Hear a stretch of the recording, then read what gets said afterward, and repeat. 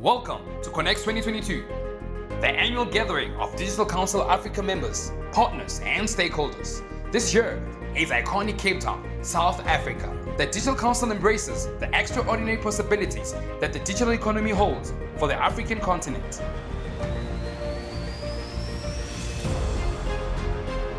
The Digital Council Africa's members have one thing in common.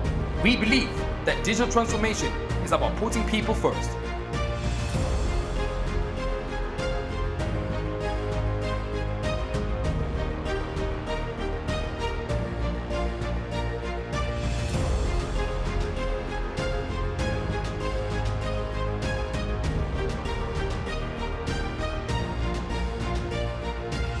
To our sponsors and partners, thank you for participating.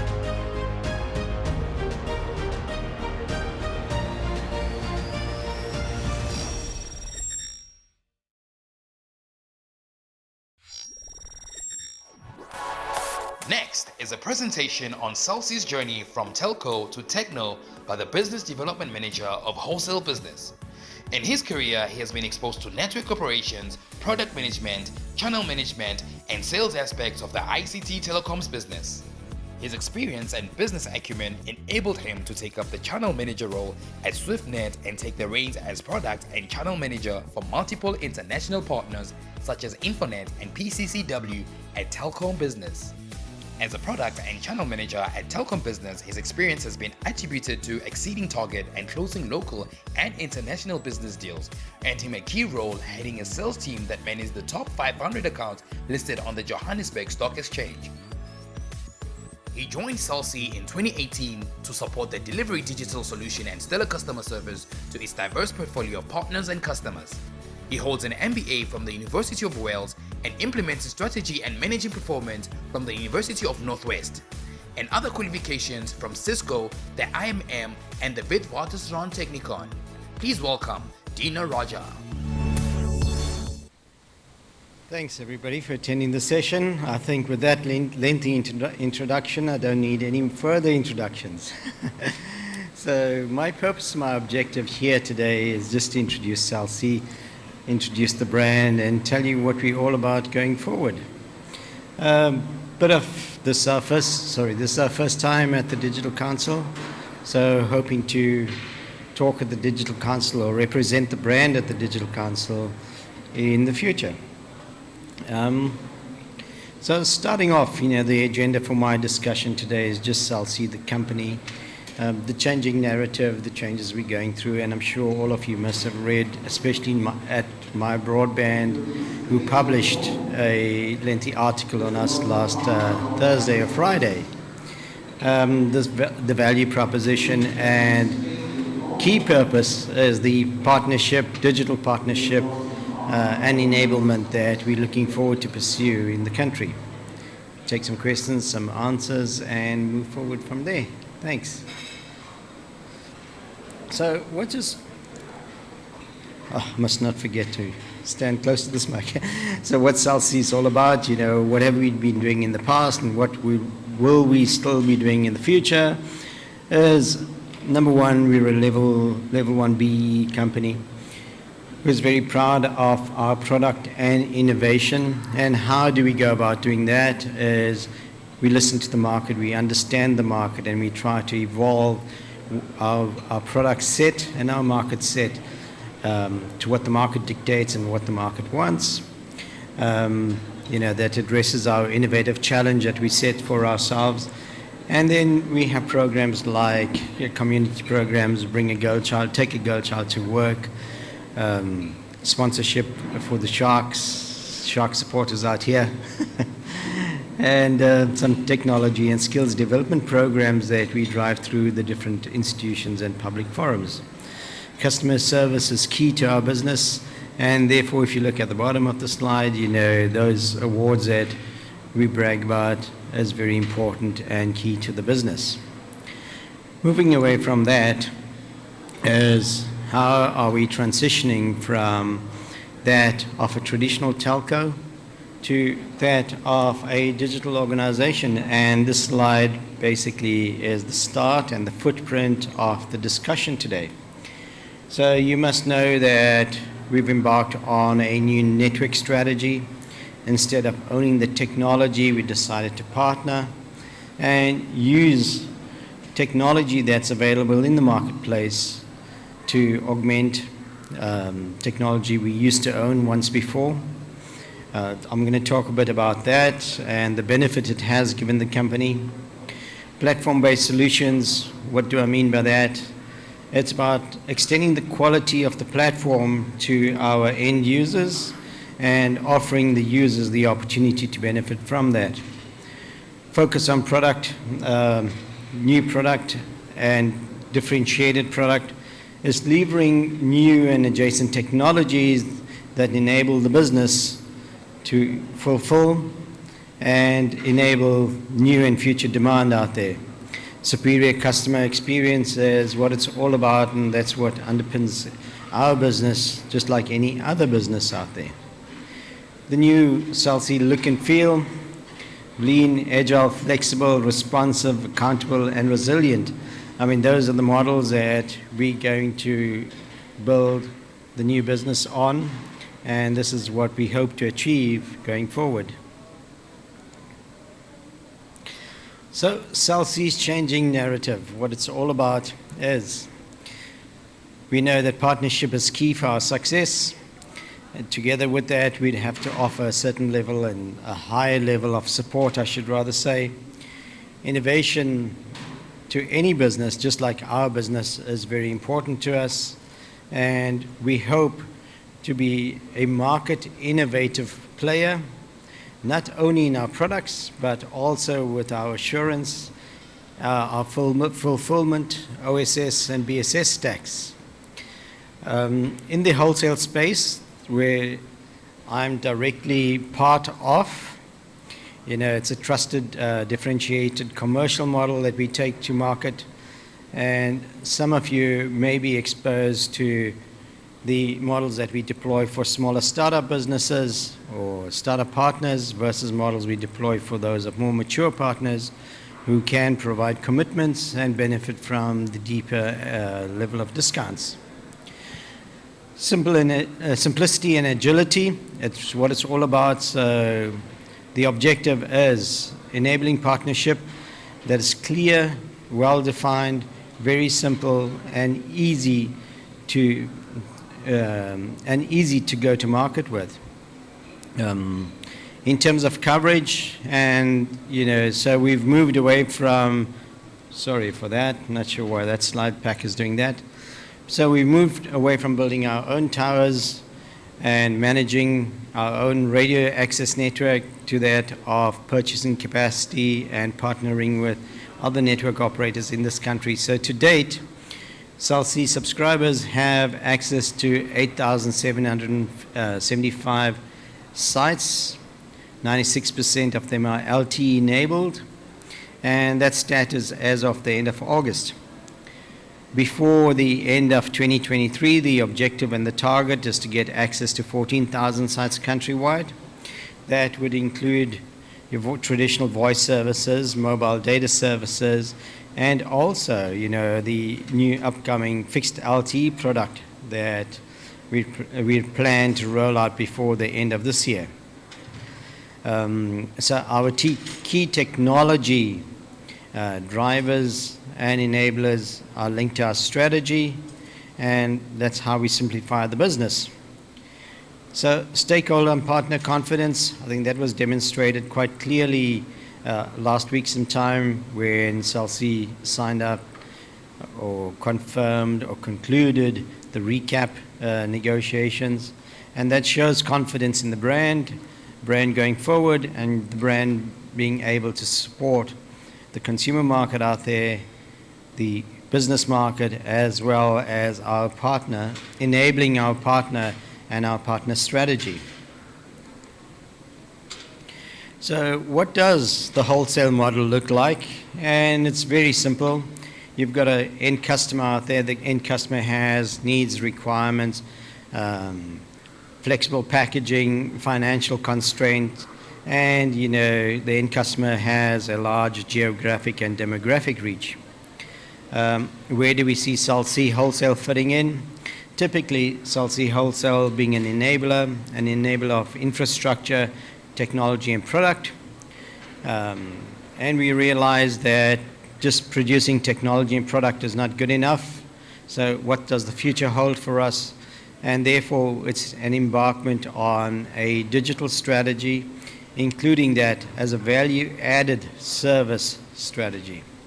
Now, we know that our business partners out there, they have strong brands, they have an extensive customer base, they do product bundling very well, and they've got insights into the market that supports their sales, distribution, and logistic channels.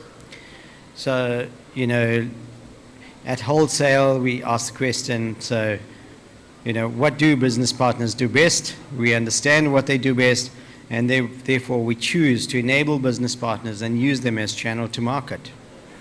What we're interested in is the success of the business partner. The business partner acquires product and services at a wholesale price point. They then put their own markups and go to market. And in doing so, Salsi will support them on the back end with the technology and the infrastructure. Digital and VAS services I'm going to discuss in a second.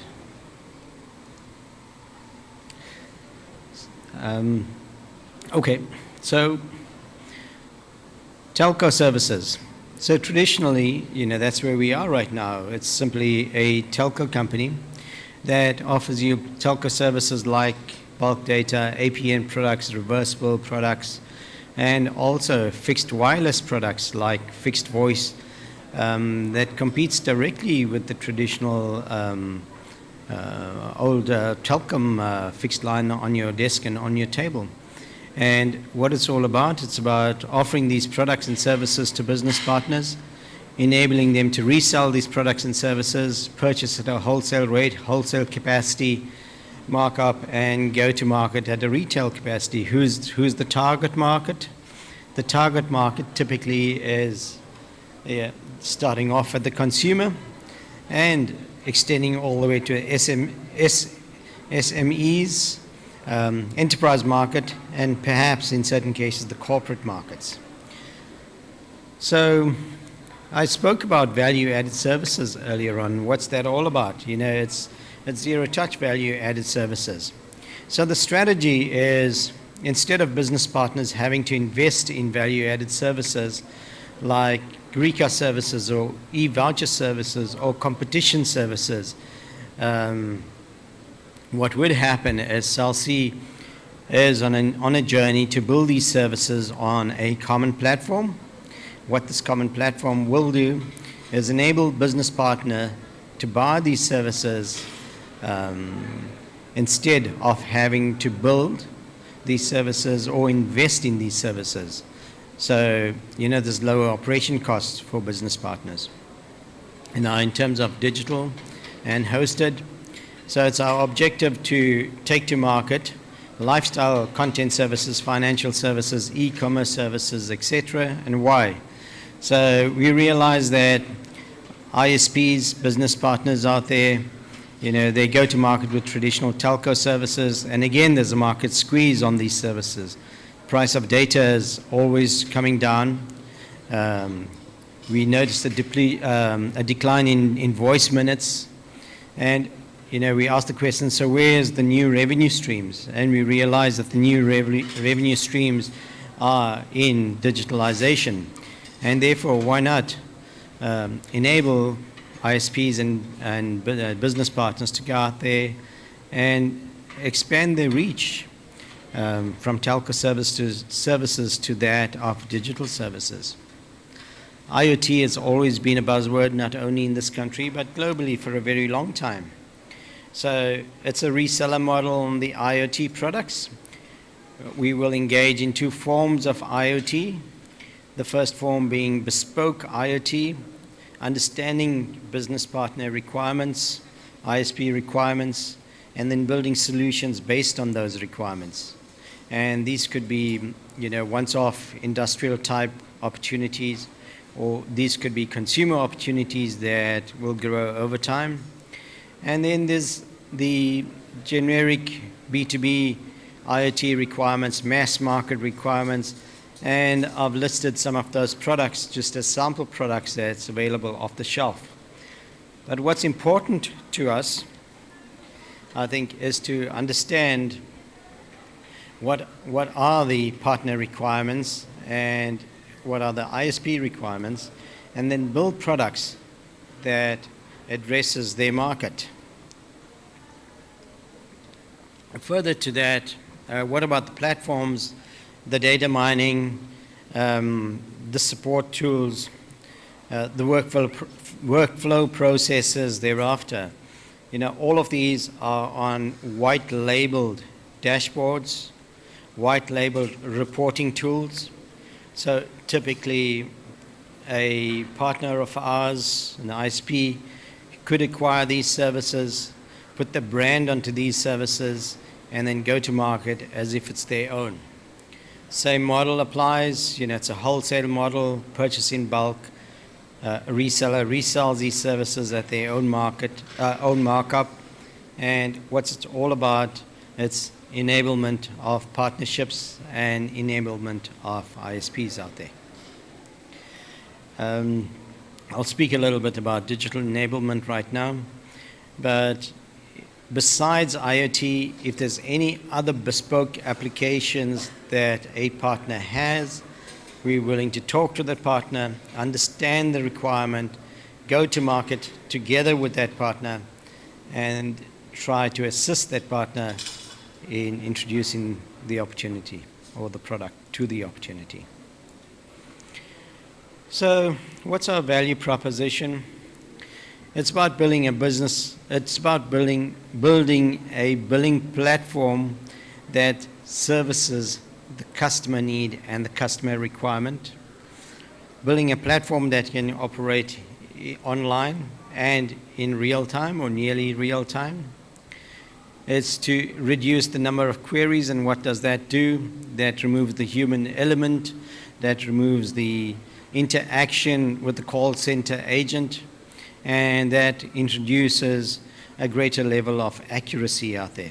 So there's less errors, there's real-time transactions, there's real-time queries, and it's automation extending to AI-type applications and the likes thereof.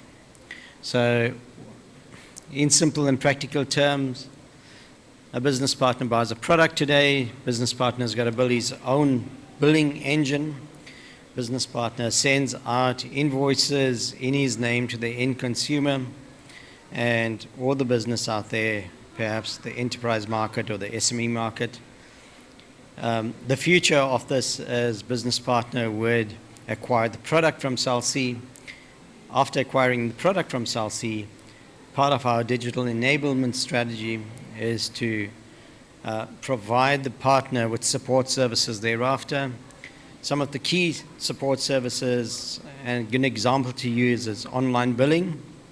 And with the online billing, the business partner would be able to customize a platform that exists on Cell C's network and utilize this platform to address queries, to service, and to support his end customer out there without having to do investment in these kind of applications and platforms. Okay. And that is the end of my pitch for today. I'm open for any questions. Please feel free. Thank you very much, Dina. Cell C has gone through a transition and a transformation for a number of years, having been the third network operator under really difficult conditions, entering the South African market, through to a digital business, as you heard, rather than a telco. And has anybody got any questions for Dina, particularly the way a telco has transformed to a digital service business? Is there a mic? It's coming.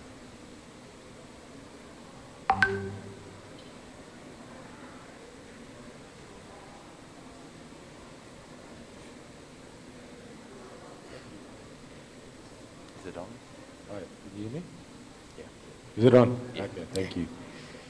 Just a question, you had a slide that's the wholesale services slide. Is that currently live or is that the plan or planning? So currently, yes, we do have wholesale services. We go to market with traditional telco services. Some of the digital platforms are pre-built and ready to go to market. So we're looking for a partner to support us and take it to market.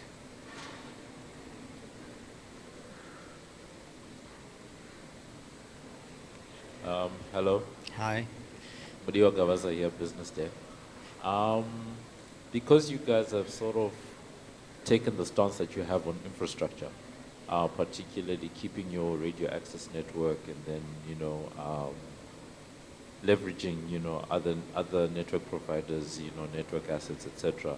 We understand on, on that side, but given where fiber is, etc., any appetite, to grow or expand, on that type of infrastructure, or do you take the same, type of approach in that market if you're going to ever participate or grow your participation in that space?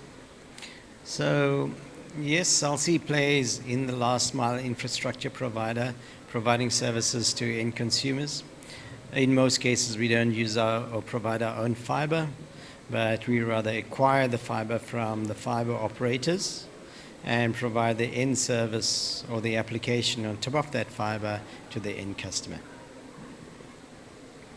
I think we realize that fiber operators have the strength to provide and the capacity to provide. There's economies of scale there, and we'd rather be agile and do the application layer on top. Any other questions for Dina? Dina, I have a question for you. Sure. From a Cell C perspective, you've done a massive transition from telco to where you are now. Where do you see Cell C in 5 years' time? So thanks for that. Yeah, that's a loaded question. So certainly not being the traditional telco provider out there that you see Cell C as being right now, but rather to be an applications provider. An applications provider in a sense of offering, let's use lifestyle applications as an example. So besides having a network that we could take to market, and let's say a consumer has a Cell C network product, the consumer would then also acquire a Cell C application-based product. Besides the consumer, the financial sector most likely could take up a Cell C application, and that would onwardly then pass to a consumer. So where do I see Cell C in 5 years' time? Cell C having to own the services that we provide to a single consumer out there. So the consumer may not have the requirement to go to multiple network or service operators. The consumer can acquire all or most of it from a single provider. Thank you very much. Can everybody give Dina a round of applause? Thank you. One more. Oh, there's another question?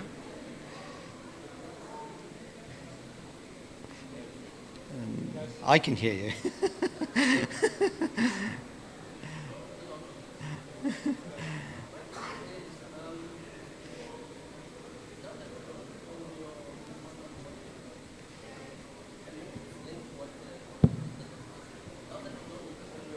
Infrastructure. How do you see your business growing or migrating in the future? Would you not now be forced to crowd out your business partners? So the partners that are on the other side of the value chain, would you now not be forced to now actually impinge on their business? The business model seems to be that you're being squeezed between these two things. So I wanted to understand how you're going to manage that. Thanks. All right, so I think your question is about acquiring services from other providers wholesale services and then acquiring some of their market. No. What I'm saying is that you're saying that you don't own infrastructure. Sure. That's your business model, right? Sure. So I'm saying, like now we're probably going to be moving, say, to 6G. Yeah, yeah. So now you are not in control of that. So I don't see how then you are going to be able to move, because now you are dependent on someone else. You don't dictate your pace of migration growth, whatever it is that you do. So the way I'm seeing it is that now, instead of now, because now you're being pushed by the people who are actually owning the infrastructure. I'm seeing you being forced to take up the space that you have for your business partners. And so that's what I'm seeing. I'm seeing you having a less and less market share, unless you actually take up the services that are now being provided by your business partners. Well, I think there's two approaches to that, and the one approach is either be constrained by finances and a deep level of investment, or use the approach of acquiring services through accredited business partners and ensuring that when you sign up with the accredited business partners, that they would be able to provide you with the latest technology, the latest bandwidth, and the latest spectrum out there as and when it evolves, so that our business could evolve. Remember that we haven't outsourced our technology platform. All we have done is we're requiring radio access through a partnership model. We still have our core network. We still own spectrum. We still do our own switching. We're still in control of the traffic. We still manage the traffic in terms of application layer, in terms of peering partnerships, in terms of internet breakout. So we're totally in control of it as just a part of the network, which is the RAN network that is being acquired from a partner. So, hope I've answered that question. There's time for one more question. Thanks, Peter. So Dina, obviously we've been in the same industry. Maybe more of a short-term question. Now that Cell C's recapitalization deal has been approved and financed, what are the one or two things we can expect to see in the short term out of Cell C as a result of that? Okay, so good for that. So on the wholesale side, one of the short-term expectations that you can see, you did see. If you looked at the media last week, you'd have seen that Capitec released their new mobile product. That was a deal that was imminent and that was sitting on the back burner for a few months, in fact, more than many months. I can't tell you how long it was. But based on the back of the recap, Capitec went live early this week. Yeah. So that was one of the big successes, and there was a dependency on that. The second dependency is our digital strategy. We could only embark on the digital strategy once we understood where we're going with our recap program.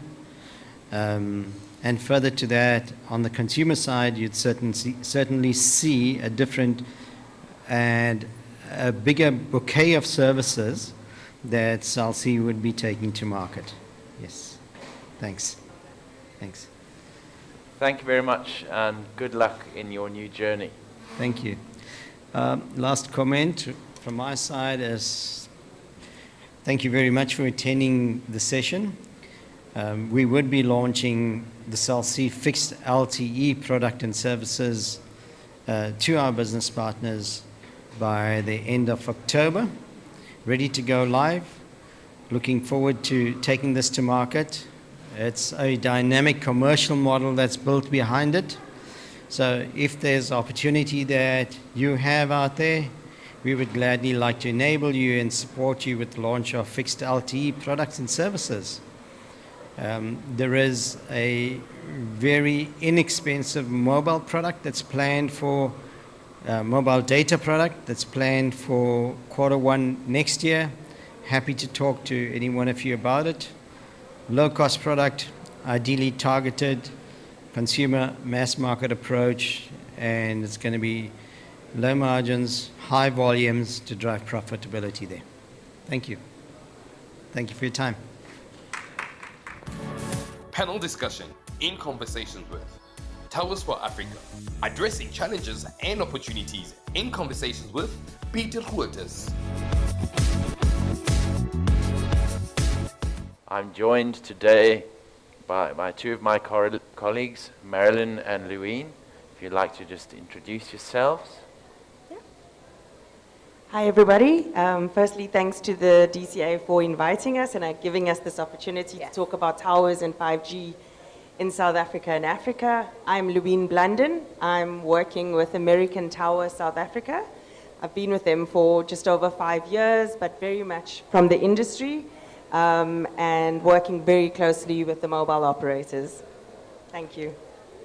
Yes, and my name is Marilyn Ray Mamu. I am the Director Legal for a company called Minara Tanzania Limited. And Minara is a subsidiary of a joint venture made up of SBA Communications as well as a company called Paradigm Infrastructure Limited. Yes, and we are a startup in Tanzania, but a really good competitor to the current established entity called Helios within Tanzania. Thank you very much. And I'm not sure how many of you heard the discussion on inclusion earlier, but this is one of the only panels where we again have one thorn and all he does is stand. And we have two ladies who are the knowledgeable ones in the room. So thank you very much for joining. And if I can just ask the first question is, what do you guys think is the role of towercos in South Africa specifically, because we've seen some very interesting dynamics here, as well as in Africa? Yeah. Okay, cool. I'll get started. So the role of towercos. So if we all recall, all the operators 20, 30 years ago all started out with single towers, very much trying to keep control of market share, and soon realized that, the bartering of towers was very much necessary to reach, the country at large. And this gave rise to the TowerCo. As a disclaimer, I know Dina quite well. American Tower South Africa actually came onto the scene in South Africa with the purchase of Cell C's towers, 2,000 of them, back in 2010. So we became an independent host, a neutral host, to allow all mobile operators access to towers. And today we're proud to say that we've got between 2 to 3 tenants on our towers. So you can imagine Cell C having, having a single tenant strategy, hosting themselves as a majority. And today these towers have 2 to 3 tenants on them. And so the model of the TowerCo is to be an independent player, to offer neutrality, to give access and connectivity to society at large. So this is our role in the market today, and this has given rise to the TowerCo for the operators. Thank you. Yes, I agree with you, Louine. And I think just to add to that, I think what's really important is the trend with respect to MNOs in terms of selling off their passive assets has enabled them to focus on their core business, that of acquiring customers and also servicing their end users, and focusing on the more active components of their business, reducing costs in terms of network rollouts, especially in key geographic areas. And that's really key, especially when the MNO has a requirement to deploy infrastructure in geographical locations that are underserved or at least have a low population density. So our role is to enable that, but also to enable new entrants into the market to also have a lower entry barrier. Because if they were to spend CAPEX and operational costs in terms of deploying infrastructure themselves, the costs would be high and perhaps deterrent. So that's why we're here, and that's one of the few of our key roles. If I can take the next point there, you mentioned you're here to reduce the cost of entry for new entrants. New entrants in a typical mobile world requires radio frequency. And in most countries, radio frequency is regulated on a nationwide basis. It's a lot of money. It's a big market. Do you think that there's space for new mobile entrants in Africa? Do you want to? In my market, yes, I do believe so. So yes, you know, one has regulatory fees they have to pay when they enter a market. So, and then they have to also cater for, well, when I say one, if it's an MNO, they have to pay for spectrum and then some. But in terms of at least having a space whereby we can accommodate their network rollout on a shared basis, that helps to reduce those entry barriers. In addition to that, we have what we call, at least in my market, the Universal Services Fund, which is, it's like a developmental arm of the regulator that works with MNOs and the likes of the passive infrastructures to support in deploying infrastructure in particular areas that actually MNOs, even though required to go, cannot go because transmission links, high cost, no electricity there, maybe not so much traffic in that particular area. So we look at things like low OPEX solutions, maybe a pole in a remote area where we shut down power after a certain period of time. We look at things like partnering with an electricity provider or some kind of energy provider in that particular area to see if we can support the operator. And then there's a ripple effect. There are jobs that come into that particular community. Traffic is generated when jobs are available. So it's not black and white, but there are various things that we can do to support. Yes? Lewin, you've had experience of purchasing the towers of a third network operator in South Africa. What's your views? I think to the question of barrier to entry, I mean, today, from a towerco perspective, it is still a very low barrier to entry. I mean, in South Africa, there's about 4 or 5 large towercos that are servicing the MNO space today, but there's many more smaller towercos that are also servicing the MNOs. So it is a low barrier for entry, and we are all serving the MNO market today. Of course, with the MNOs, with the consolidation we see in their space, I mean, this will obviously give rise to different dynamics that will come with that. And I mean, it's also no secret, as much as Cell C, we purchased their towers, they're also churning off our towers. And so that would give risk to our business. But I guess as a towerco market and as a tower player, you are aware of these are the risks we take. We are incentivized to lease up our towers and to have as many tenants as possible. So when consolidation does happen on the market and players like Cell C do exit, it does not hurt our business to a sense that we would need to exit the market as well. So there are low entries, but it's a very CapEx intensive business, and you really need to know the dynamics of how to monetize towers and how to work closely with the MNOs. Do you find that governments recognize the issue of land access rights sufficiently? Obtaining access, fees, timelines? Do you get fair recognition of how important it is to be given rights of way or land use rights from the municipalities? I can say that the dialogue has opened up quite much more in the last 5 years than there has been previously. It has been very difficult for towercos. We definitely are not cut from the same cloth as our fiber partners. They seem to have probably gotten a bit ahead with their partnerships, and it is a simpler process, so perhaps that's why it's worked for them. But in the space of putting up a tower, what we struggle with in South Africa specifically is that towers are not considered critical infrastructure. And what that means is that when we need to put up a tower, we almost are considered putting up a block of flats or a building or an office park. We have to go through the same permitting processes and the same type of land use approvals, and so it can be very time consuming, which, you know, almost hurts everyone in the process, because without having sufficient coverage, you know, everyone loses in that respect. So we definitely subscribe to a number of forums, and that's why we sit as the TowerCos on the Digital Council to have our voice heard with regards to this. We attend a lot of conferences.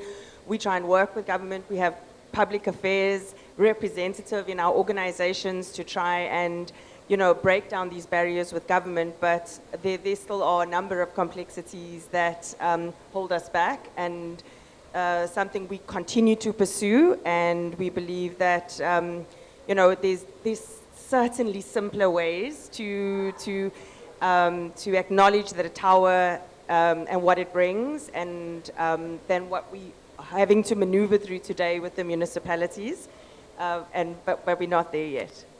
So I can imagine 5G is becoming more of a complex question, with the need for more base stations and increased density.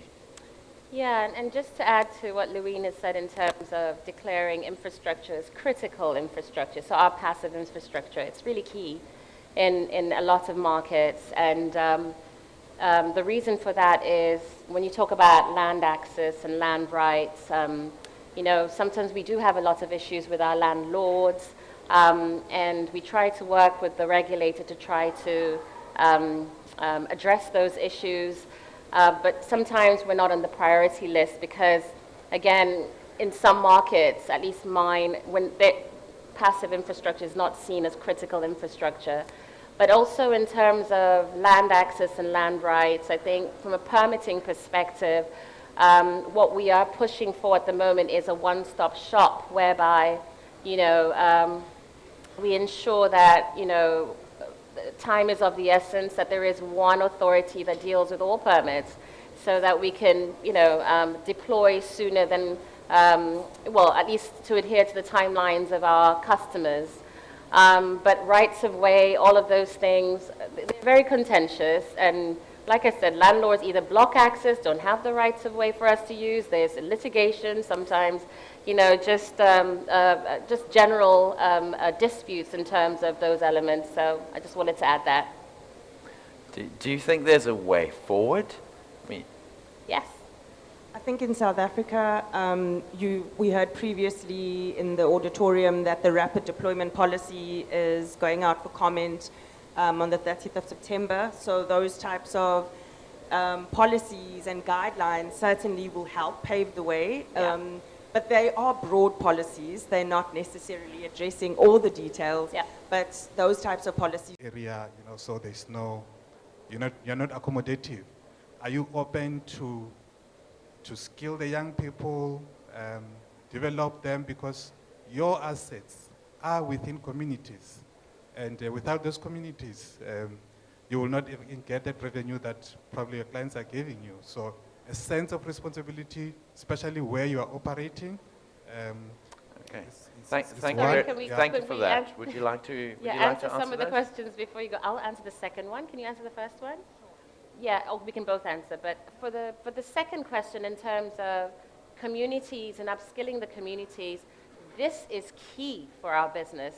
We have a corporate social responsibility arm of our business where we, for example, in some of the markets that I've been working in, we ensure that we utilize the power at the relevant sites to promote IT skills for community members. It hasn't happened in Tanzania because it's a startup, but in other markets for sure. When I was working at American Tower in Uganda, we deployed containers, put in place laptops, and made sure even women that couldn't even get to those containers were driven to those containers to upskill them and the young people in the area for areas that we had towers in. So I just want to give you some examples of the things that we try to do in terms of utilizing our passive assets to upskill the community members. And just to complement that, I mean, I can equally echo that this is something super important to Yes. us, and we subscribe to. We as American Tower, we met with not the municipality, but the provincial Limpopo region. We've met with Northern Cape. We've used the U.S. Trade Mission to get us into these.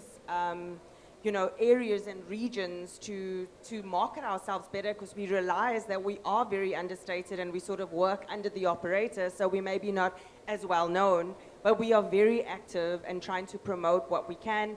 We offer a lot of internships. It's a big part of what we do. When we build towers, we actually use local labor within those communities. It's very much part of our community approach. We go into the communities, we state what we're going to be doing, how long the length of the project's going to be. We use local labor. We also buy materials from the local communities that are available.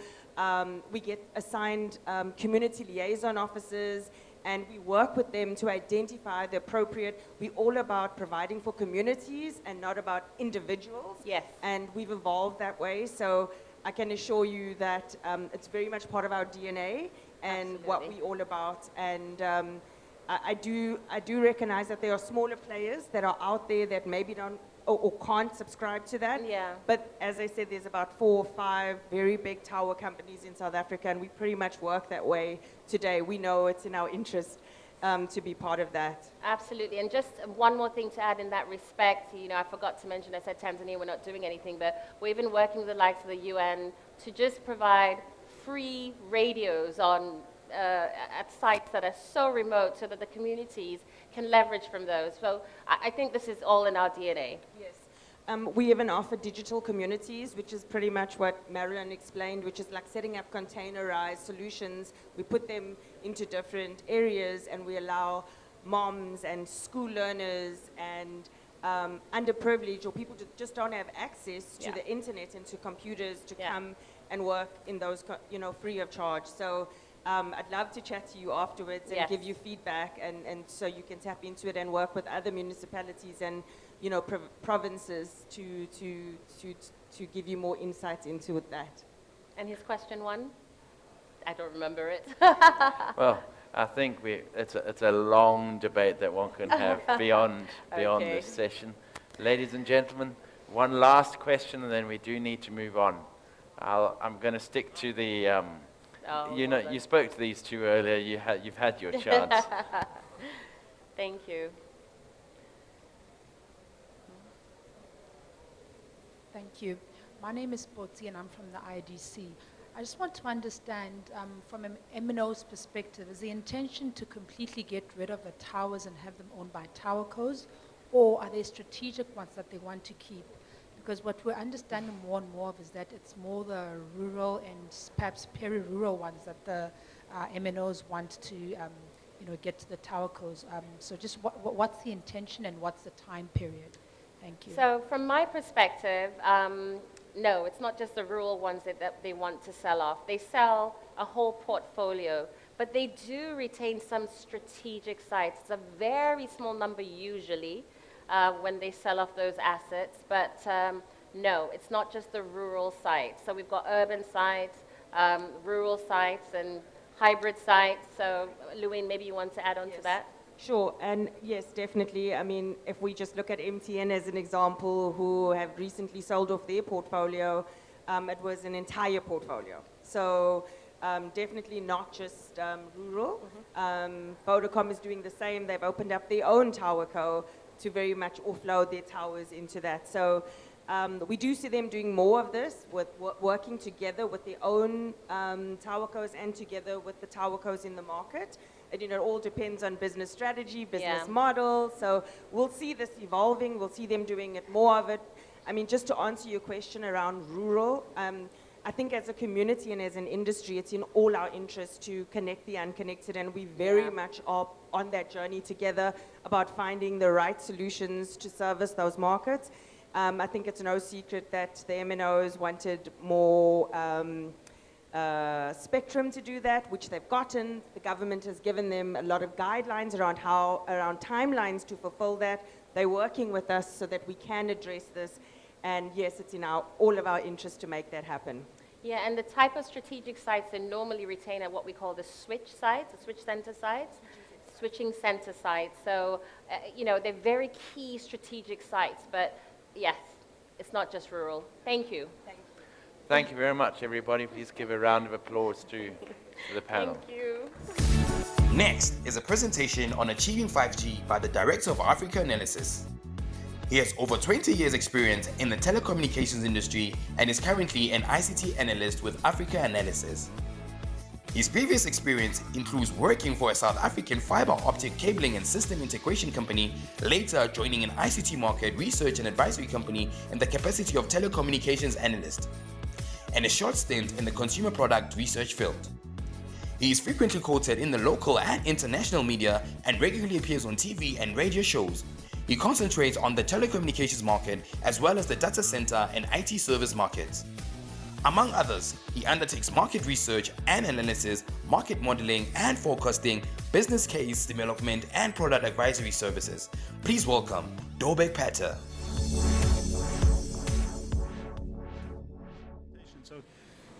Good afternoon, ladies and gentlemen. Grab your cup of coffee, or I don't know, tea, glass of goat's milk. Settle in.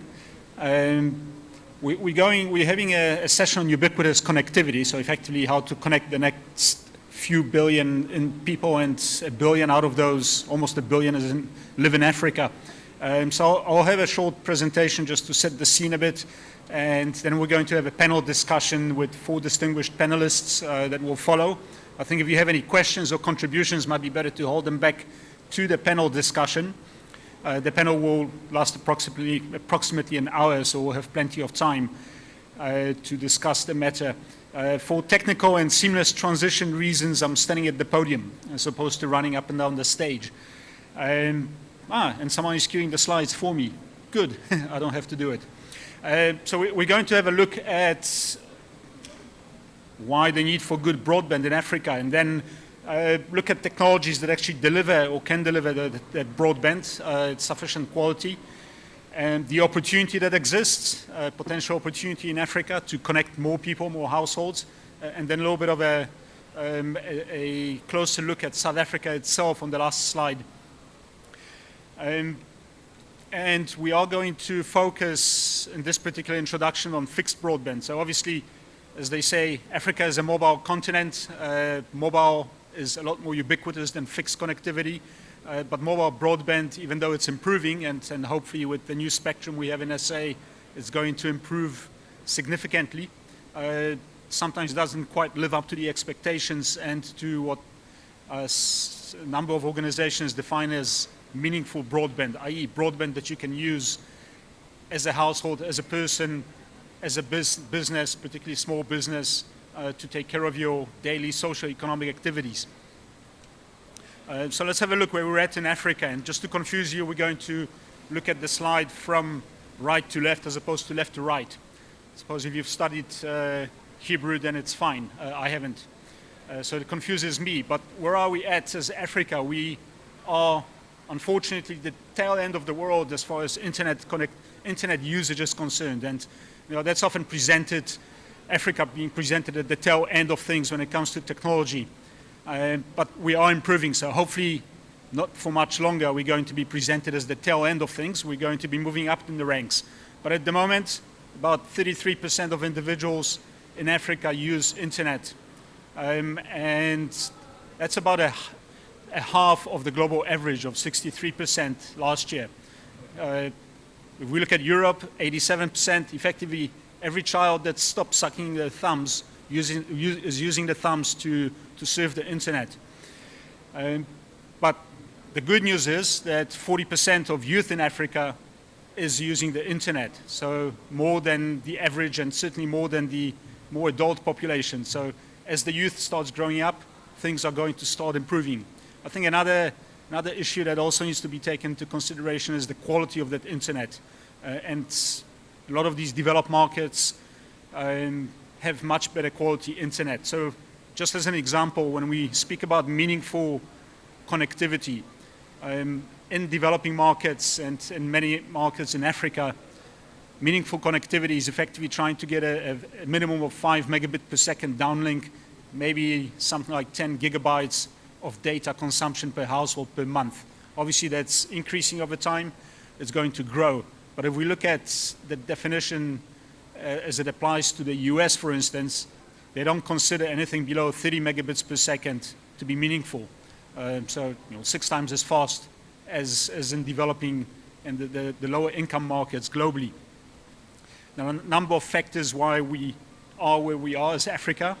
The key ones are some often still limited telecommunications coverage, particularly when it comes to good broadband, high cost of good quality connectivity when it is available, and also with it comes high cost of handsets, CPEs, and data itself often. So in general, expensive service, low income, just opposed to that to actually buy that service on average. And then also policies and regulations that don't often work towards expanding good broadband connectivity as quickly as it should be expanded. A lot of countries have developed broadband policies by now, but they're not always translated and implemented at a sufficient level or sufficiently quickly in order to drive that broadband penetration. But why do we need broadband in Africa to begin with? Well, I think COVID was a good eye-opener, and it taught us something, and namely good broadband is good. And it's only going to get better or worse, depending on your viewpoint, I suppose. In this whole, I suppose all of us view it as good. We're going to become more digital, but that means we do need that broadband connection to do work, education, entertainment, future e-government services, e-health, etc. So we can't get away from it. So we have to get on with it. A lot of different technologies have been used over the years to provide broadband services. Historically, they've been sort of finding the niche markets to a large extent, but those boundaries are blurring between the different technologies, the traditional and newer wireline and the wireless technologies. If we look at this matrix, FTTH historically, by historically I mean the last few to several years, it's still relatively new technology, especially in geological time. So it's been addressing the high end of the market. But if we look at South Africa, that's now actually driving deeper and deeper into the low LSMs or low income market segments in the residential market.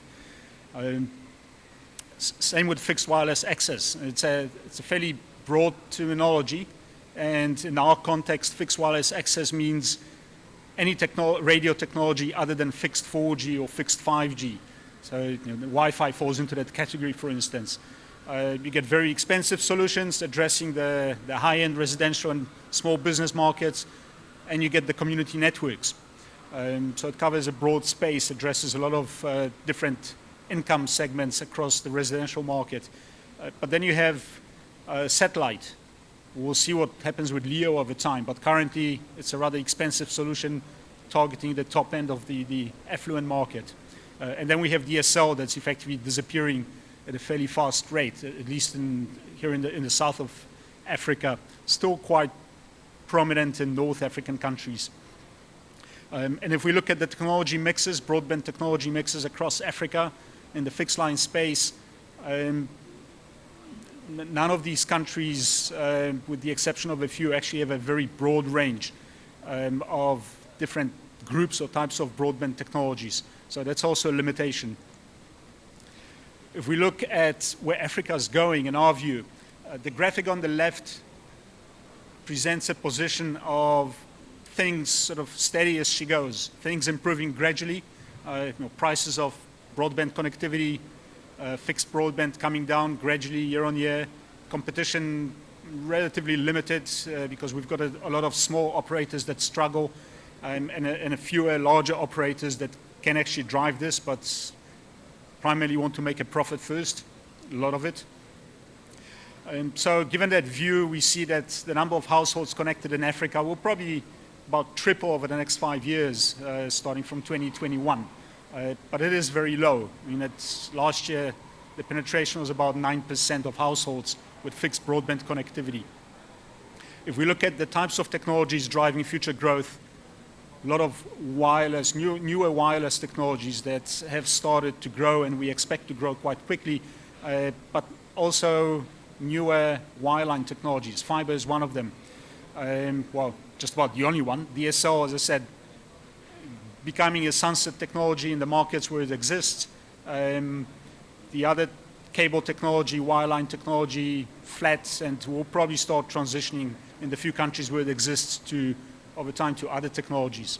But if we look at the mix of technologies between wireline and wireless, we do see a swap in positions quite significantly over the next 5 years.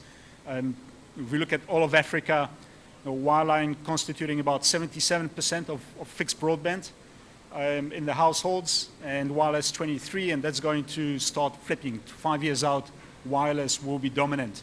And the situation in sub-Saharan Africa will exclude typically the more developed northern markets is that's going to be even starker. But that growth could be a lot faster. So, what's stopping it? The opportunity is out there. If we look at Africa from a 2021 position, we had about 300 million households on the continent. 28 million out of those had fixed broadband connectivity, 9% penetration. But what if prices were lowered from the prevailing prices? And we look at leaving a few markets aside, and South Africa maybe being one of them. If we look at fixed broadband elsewhere in Africa, $30, $40, $50 and up is the order of the day, and not too many households can afford it. You actually pay quite a premium to have a decent broadband connection. What if that price were lowered to $10 a month? All of a sudden, we're looking at a potential market opportunity of 166 million households, and at $5 goes even higher, 220 million households. This is a very high-level view and a little bit of a pie in the sky because this graphic doesn't take into consideration the network coverage. If we did look at network coverage, the number of households that could be addressed would be lower, but network coverage is expanding, especially with fixed wireless access, but also with fiber through a number of programs.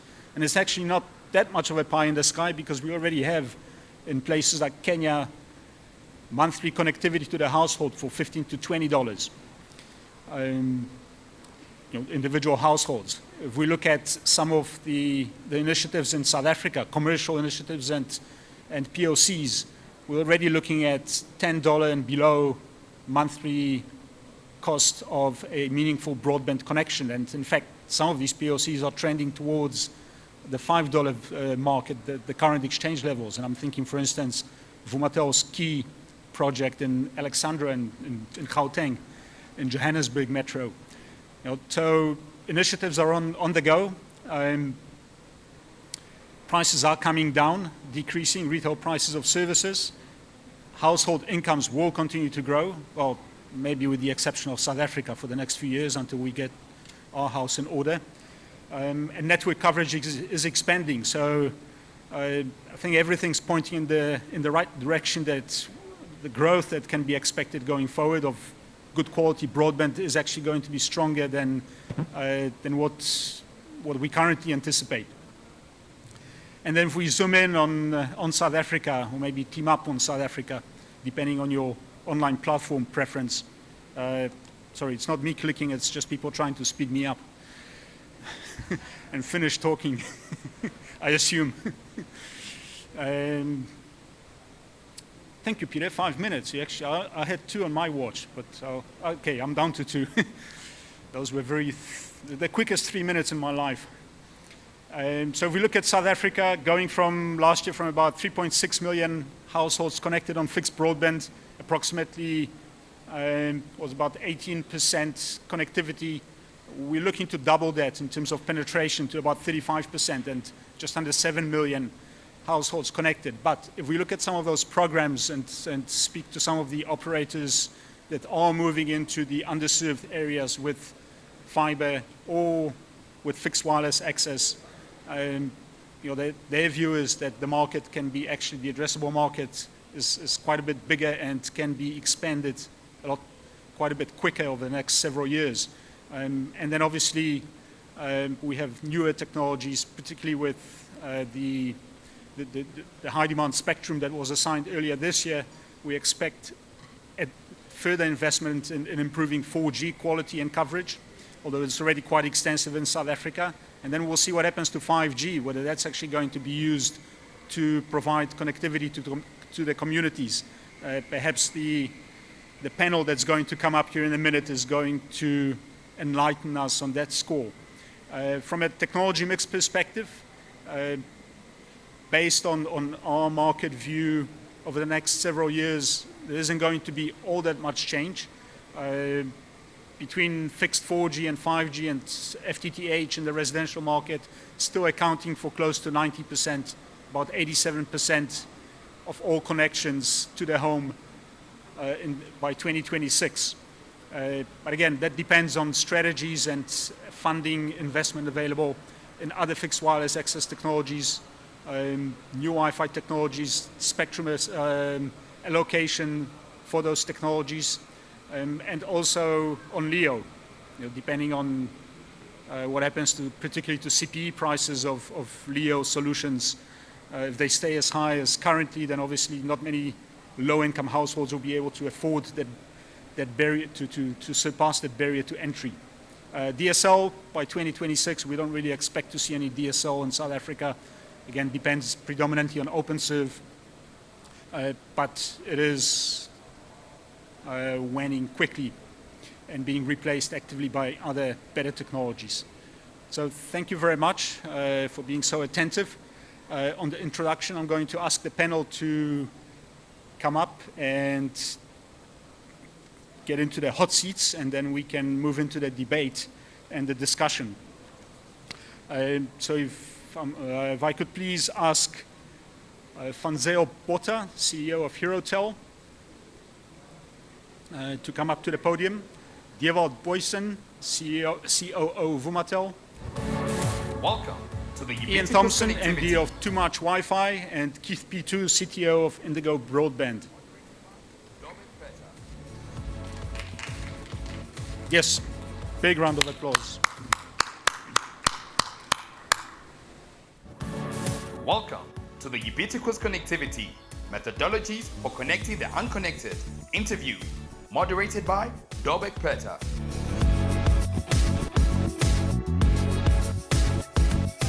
Right, I'm going to be hovering and sort of moving around here, so if I'm blocking your view, please let me know. I suspect I'm not translucent. Solid matter.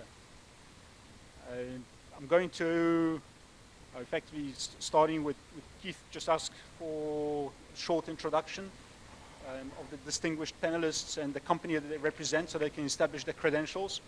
We'll then move into the discussion, maybe a debate. If there are any questions or contributions from the floor, please raise your hand. It wasn't me. Speak up. If you'd like to contribute or ask a question, we will probably have time towards the end for questions anyway, or maybe, but yeah, if you have a brilliant thought along the way, don't lose it. Just rather speak up. So over to you. Hi, good afternoon. Thanks, Dobek. It's a pleasure to be part of this and honored to be with fellow industry colleagues. My name's Keith Patu, and I'm from Indigo Broadband SA. We were one of the pioneers and still are regarded as known as whitespace, TV whitespace pioneers. I got called Mr. Whitespace not so long ago. But that's not the end all. We are a solutions house, and we look at rural broadband solutions and connectivity using solar-powered Wi-Fi hotspots. Over to you. My name is Ian Thompson. I'm currently the kind of acting CEO of Too Much Wi-Fi. I came to South Africa a few years ago and fell in love with the country, and I saw the importance of connectivity as a key driver. Met with some guys, and we started working on a kind of very community-oriented, socially driven for-profit business that focuses on delivering social KPIs along the way. Our biggest kind of non-connectivity focus for our KPIs is workforce development. And I'm happy to chat a little bit more about that and how I think it pertains to rural. But yeah, thank you very much for having us. Cool. Dewald Boyson from Vumatel, COO. I'm the fiber guy here, so yeah, great to be here, part of the discussion. And yeah, I think we are as an organisation, you know, this space is really important for us.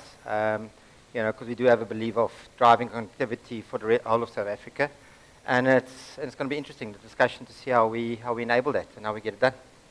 So yeah, nice being part of the discussion. Thanks, Theo. Vansel Botha, can you hear me? Nope. Sounds like itself. Hello? Nothing? Are we able to increase the volume on HeroTel? Is it switched on? They are the real heroes.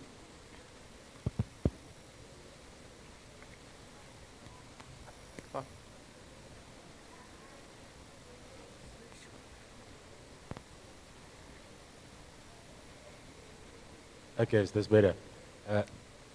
Vansel Botha, the CEO of HeroTel. I was part of the founding team of the business in 2013. What makes us maybe slightly different is we don't focus on fiber only. We also deploy fixed wireless as a technology. And we are what we call a direct access business. So we build our own networks and we sell our own services on the network. So we try to focus on the customer needs and provide that over any technology and do it ourselves. Thanks. All right, thank you very much. So we've got a South African domiciled panel, but I think a lot of the learnings gained here can be applied throughout Africa. My first question is to Ian. Ian, did you fall in love with the country or with Cape Town? The country. Yeah. Because Cape Town is not Africa, but I'll get skinned alive by Cape Townians afterwards. True, true. No, the Eastern Cape, you know, touched the heart deep as well. So yeah, a lot of time on the motorcycle visiting different corners. That's right. I challenge more kilometers, unique kilometers driven in this room in South Africa to my motorcycles. So I love the whole kit and caboodle. Right, almost sounds like fiber roots versus fiber, the actual fiberglass cables, strands inside a cable. So we've been talking as a continent, as a country, or governments certainly have been talking about ubiquitous connectivity, trying to connect everyone for quite a while in Africa. And there are a number of programs in South Africa. Locally, we've got the SA Connect program, which also sets out as one of its key objectives to effectively have all the households, all the individuals connected on good quality broadband within a certain period of time. That period of time has stretched a little bit, but nonetheless, the objectives are still there. And in general, the key objective is to leverage broadband for socio-economic development of individuals, of the country as a whole, any country in Africa. So given that statement, maybe I think we'll start off with by just trying to get a sense of where are we in trying to connect the unconnected, whether it's in South Africa or in other African jurisdictions. I mean, are there any key developments that have been taking place that do provide a ray of hope, you know, to us, that things are moving along and actually gaining pace? Maybe Dewald, we'll start off with you because you guys are in Alex and trying to achieve the impossible, among others. Yeah, I think, you know, so when we rolled out initially around all the main metros, I think, you know, we've done the metros, you know, so we found that, you know, we got a lot of learnings around how to roll out fiber, you know, also understanding our communities work. They might be very different in the different sectors of South Africa. But I think what we got together was, you know, we keep on giving, you know, we're still a digital divide. Everybody always talks about the digital divide. And we found it very purposeful to actually go and actually cross that divide and actually use our learnings. And because fiber infrastructure is very capital intensive, it costs a lot of money to put in the ground. So it drives a very strong, very critical business case to ensure there's return. So when we started about 3.5 years ago, we started a project in Mitchell's Plain. We didn't even brand it as Vumatel at the time because we didn't know if it was going to work. And to this day, that brand still stands. It's called Mitchell's Fibre. And there we've actually sort of matured the model where we saw there is a market, and this is more from a pure business perspective. And because it's supported the business requirement around showing return, it just created a whole new, environment for us to roll out fibre into these unserviced areas and the traditional township areas around the metro areas. And in the last 3.5 years, we've been quite successful rolling out in a number of the main township, traditional township areas, the Sowetos of the world, the Mitchell's Plains, Vosloorus, Shegu, Chatsworth, Phoenix, Mlazi, KwaMashu, and we're still continuing at the moment. And the difference it's brought to these communities has been unreal. It's, these are economies within an economy, and it's amazing how as soon as you give connectivity into these communities, and it's good quality connectivity, because I think that's the difference we saw. There's been a lot of projects, CSI projects, to try and get connectivity in these areas, but why should they be getting less than what we get in the more affluent areas, for example? And I think that's been the key, ensuring that these communities get access to quality and uncapped, sort of like in abundance. I think that's the sort of what we strive for, and a quality service. The people in the township shouldn't get an inferior service to somebody that stays in a Sandton or in another suburb. And I think that's been our success, is ensuring that we can give that connectivity, and at the price point that's affordable to those communities. And that's where our success has been. And we are continuing pushing. We are busy in Alexandra, as an example. We're busy in Kailicha, busy in a number of areas. We are even pushing the sort of fixed line sort of methodology to the furthest point where we think we can potentially make it viable to keep on giving that quality broadband connectivity to communities. And yeah, it's been an amazing journey in the last 3.5 years. Okay, so we've got a good news story from the fiber guy. We still have to see if they make any money out of it eventually. So far, so good. Both Keith and Ian use technologies other than fiber, and I think presumably also successfully. Maybe Keith from your side, and then Ian on what you've been up to as far as positive developments are concerned. Go for it. Do you want me to go first? Yeah. I mean, I think at the end of the day, people need connectivity, right? And certainly if we're going to kind of put it under the kind of the umbrella of rural, right? The density that fiber obviously offers is critical for certain environments, right? And nobody's going to doubt that. But I think there has to be a recognition for its relevance in different parts, and so ultimately, I think all four of us would want to do the same thing. Where there's a need to create a fiber island or create fiber to the home or fiber to the particular area, then let's do it to distribute. And I think also the intent would be to create a long-term asset that is, from a business standpoint, protectable, right? Mm-hmm. And so I don't think anybody would disagree with that. Fundamentally, the target population that we're looking at in a rural environment, as well as a lower LSM township environment, just needs connectivity, right? And with all due respect to Vuma's efforts, like, fiber isn't what people want, right? Like you want the connectivity at the end of the day, and doing that as cost effectively as possible to kind of honor your investors as well as honor the dynamic environments that you're operating in. For us has worked out quite well to leverage wireless technologies to the extent possible. Hopefully that answers your question. Keith, from your side?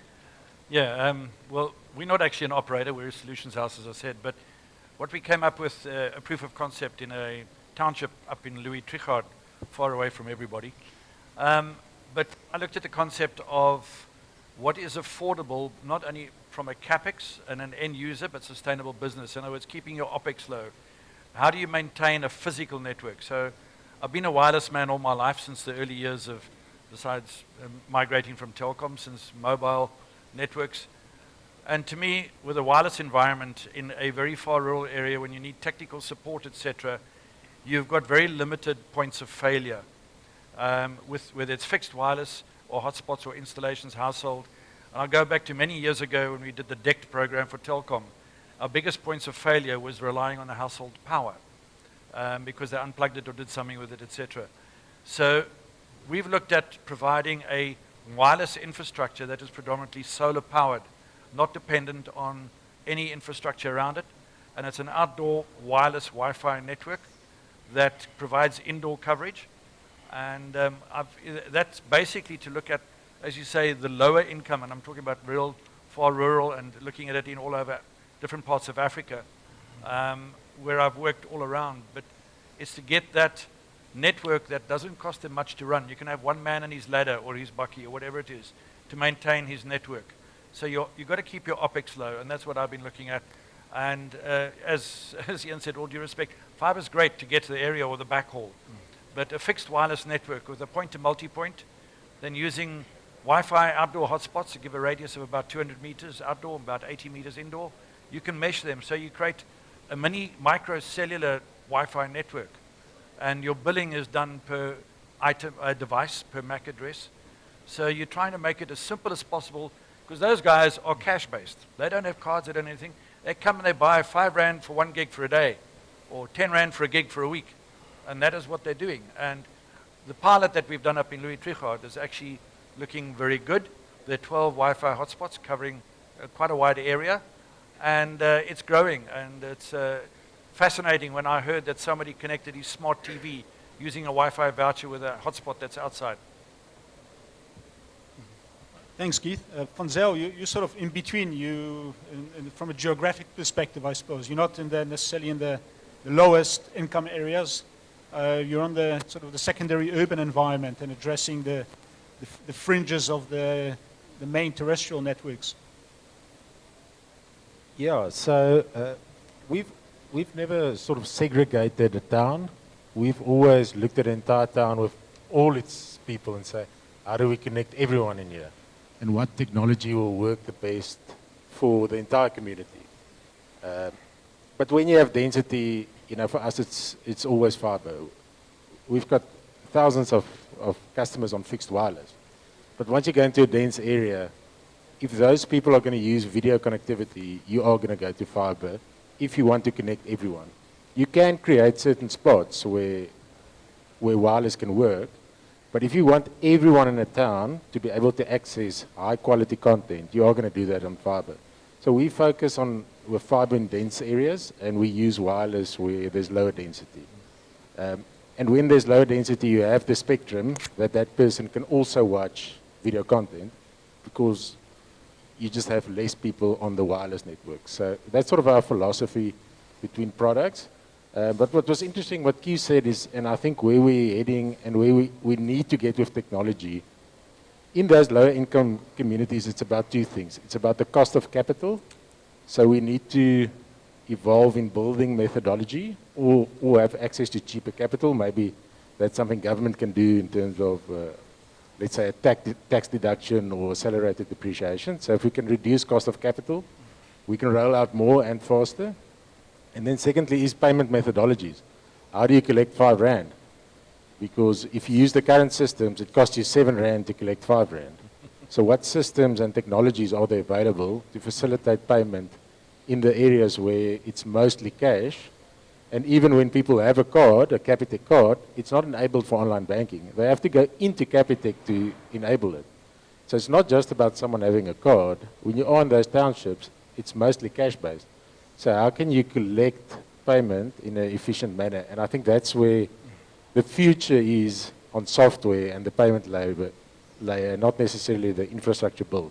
I think the infrastructure build, we've got under control. And so you touched on government, but I'll come back to it a bit later. But also what all of you have touched on is, I suppose, sustainable commercial operations. Not that I'm accusing all of you of being bloodthirsty capitalists and wanting to retire early to Mauritius, but Keith, I think you're on record in articles that an operation, even in very low income segments of the residential market in rural areas, needs to be commercially sustainable. So do you believe that the only way forward is to have commercially sustainable operations, or can we have operations that are subsidized by someone else? They don't necessarily need to be for profit. Sorry, maybe I'll start with Keith and Ian's sort of jumping at the bit or biting at the bit. Okay, Keith. Well, definitely. We've been servicing mostly SMMEs and guys who want to set up community-based Wi-Fi networks and small ownership. So they raise the capital, but you've got to make it sustainable and keep it easy for them to run. So their billing system is cloud-based. Everything, the NMS is cloud-based. So there's no investment in that sort of infrastructure. And at the same time, as Van Zyl said, that, most of it's cash, and you go to the spaza shops, and so these guys have designated, even they put a pole up in the backyard of a household. So it covers a wide area, but that household is a reseller of the vouchers. And at the moment, we're using, the platform we offer is, we're using physical vouchers, but very shortly it's going to come out with the replacement of Facebook Express Wi-Fi, which means it makes it a lot easier to buy data packs, etc., from resellers and hotspots in various places. But that is how it works. These guys, and they want to sell. And even a spaza shop says, come please put the hotspot here, because people come and buy a voucher, but they spend money elsewhere. So it attracts the community, but what has been heartwarming is that the indoor connectivity, people are sitting there using Wi-Fi that's not installed in the home. And I know there are other models and possibilities, but that has been keeping the OpEx cost very low, that your points of failure, you've only got in this network up there, there are 12 hotspots, so there's 12 points of failure. And basically with a solar-powered unit, it's plug and forget. So you just keep going. And that's the advantage. So all that SMME needs to do is go and sell vouchers, sell airtime, and get the people connected. And the fact that it's MAC address makes no difference. It's any device. Ian? Yeah, well, Ian? Yeah, yeah, we've moved into sort of discussing business models as well, yeah, and sustainability. Yeah, happy to. I think that was one of the key things when we moved into these areas, is because of the cash nature, and in using spaza shops as example, as points of where you can interact, transact, to actually convert the cash to the service, it's been a key success factor, or part of the key success factor. If you can't do that, you're going to run into trouble from a sustainable business model perspective. And that's where we call it a prepaid. So you basically buy in advance. And that's helped a lot, driving the business economics behind it, and also made it simple. So you want to try and make those transactional costs as low as possible.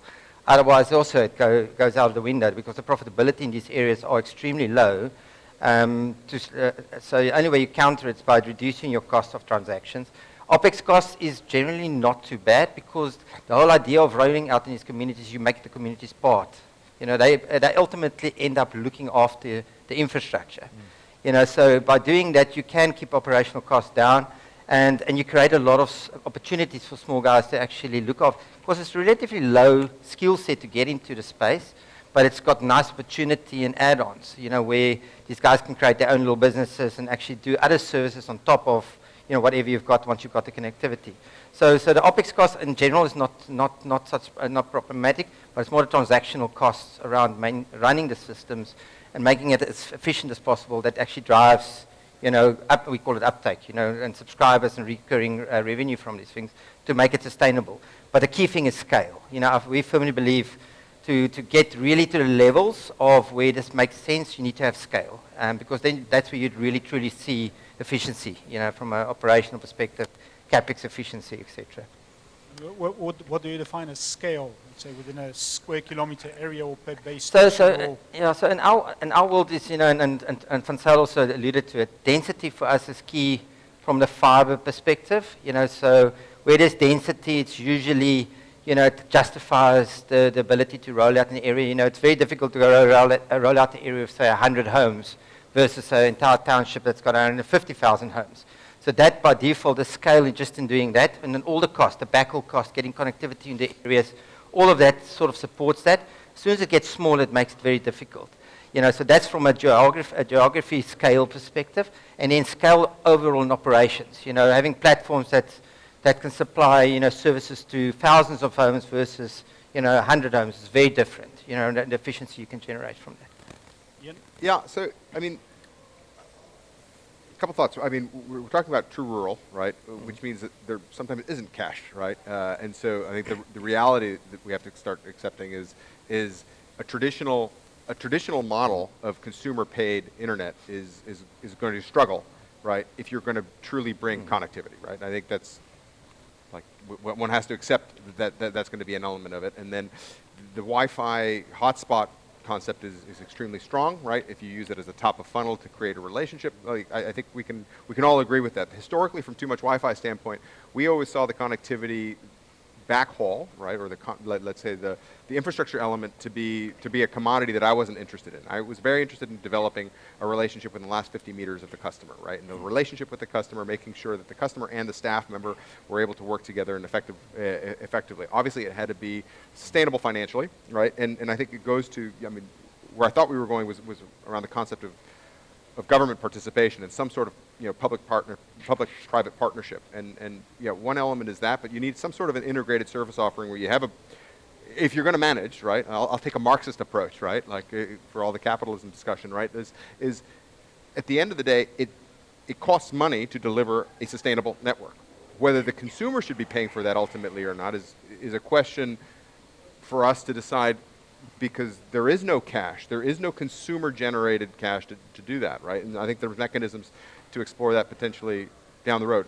The peer-to-peer model is obviously something that Too Much Wi-Fi certainly uses quite a bit, but it's an element of saying, cool, some sort of public capacity, some sort of anchor tenant capacity, and then some sort of hotspot where the capex associated with the connectivity is spread out over many people, right? But ultimately, if we do not address a short-term need with some sort of long-term asset creation, then nobody's really going to participate in it, right? And I think, our experience has required some form of local accountability through ownership, right? And so, if you're interested in when it's kind of our approach is much more aggressively towards legitimate community ownership, right, at the end of the day. Leveraging entrepreneurial drive, leveraging that entrepreneurial drive for service accountability, right? Leveraging that entrepreneurial drive for the ability to create some form of not only, let's call it network anti-fragility, but also relationship anti-fragility, where distal communities can be addressed distally through software effectively to see the KPIs are being met, to see uptimes and all those things. And frankly, it's not plug and forget. If somebody comes and snags your, steals your software, your solar panels, right? And so, I think the methodology and framing the integrated services offering, right, to address public-private partnerships is a great discussion, and kind of getting the conversation away from urban townships, which are fundamentally going to be different, yet you're still going to have the tenets of success being, how are you managing your OpEx? Are you choosing the technologies that necessarily give you the right CapEx? And are you creating long-term value? To be clear, Too Much Wi-Fi had no interest in the very beginning in developing its own backhaul. We were using companies that Hiratel acquired for our initial backhaul into communities, because that wasn't the problem we wanted to solve. That seemed like a commodity that somebody else was going to figure out, and then we would be able to hire them and say, cool, once we develop the relationship with the client, once we develop the business model for that community, which is going to be unique, then we'll pull back and create the backhaul necessary, and ideally own it, because that's the long-term asset creation. And always, for us, is understanding that stakeholder at the end of the day, which is the community, and whichever entrepreneurial effort went into building it, giving them that ownership for the accountability, the long-term accountability and alignment. So, I don't know, I touched on a lot of things, but when I think there's a fundamental difference between thinking about townships and rural, right? And Indigo's experience, from the little I know, is like spot on. Hiratel's experience in peri-urban is spot on, right? And not that Vumatel's isn't, but then it's that transition at the end. Now you have the uptake, which it's in your best interest to figure it out there, then go to a point-to-point, and then say, okay, cool, let's do it. Our position is create that relationship with the customer, whether it's a direct billing relationship or another one, right? and then cool, justify your capex, right, through an income statement, right, and then pull the debt. Obviously, you know, speed kills, and you're going to have to hurry up. But not many people are running into rural right now. So yeah, sorry if I waxed on, but there were a lot of no points. problem. In rural areas, do you see an opportunity for barter trade? I'll trade you one goat for 100 gigabytes of data. 1,000%. 1,000%. I mean, at the end of the day, right, if the country wants to have the promise of what the internet can offer, it's going to have to figure out how to deliver that connectivity for free to the consumer, right? Or it's going to have to ensure that the content that's being offered is, whether it's paid for, is worth the few rands I've got, right? So, yes, I do think barter is the mechanism for it.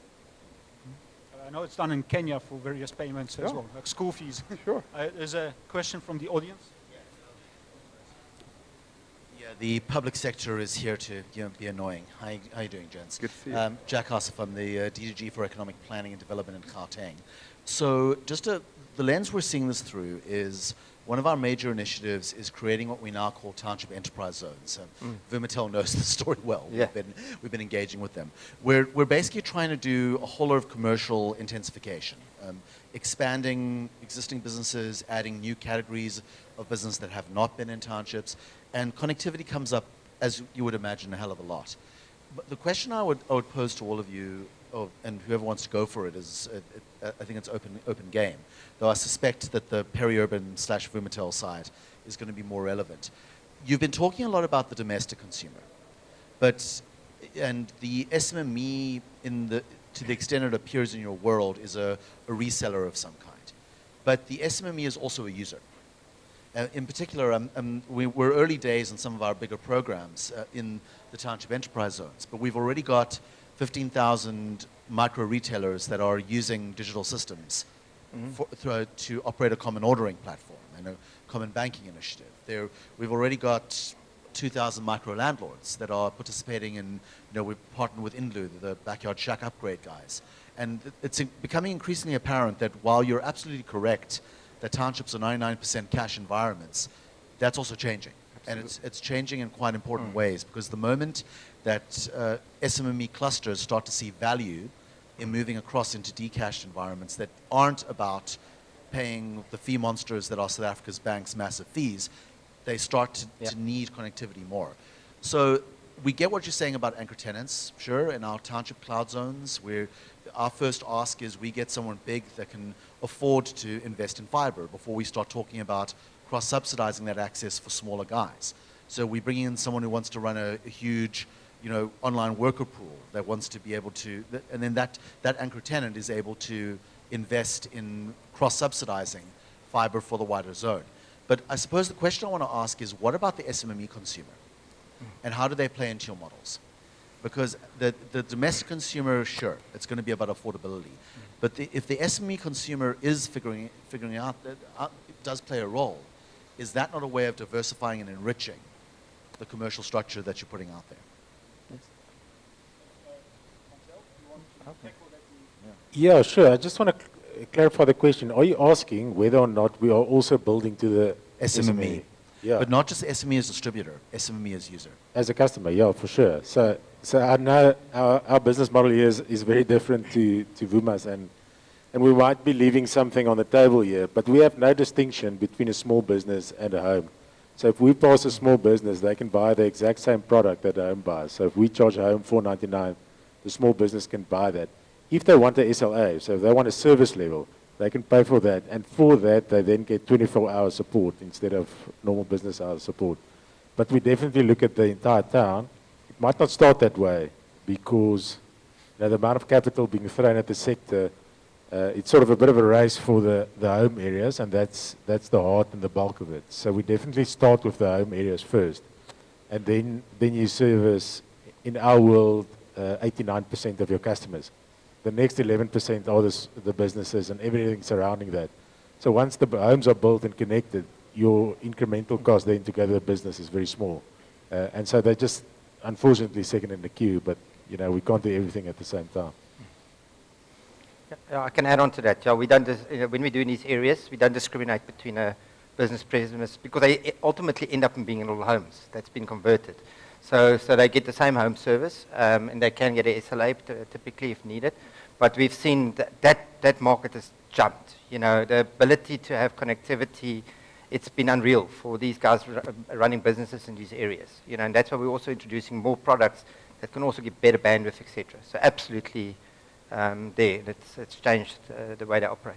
So if I might just add to that, it would be great to work with you to see where your focus are and what areas we can focus on. So if we align on that, then we can pick those areas first and then go into the neighboring areas.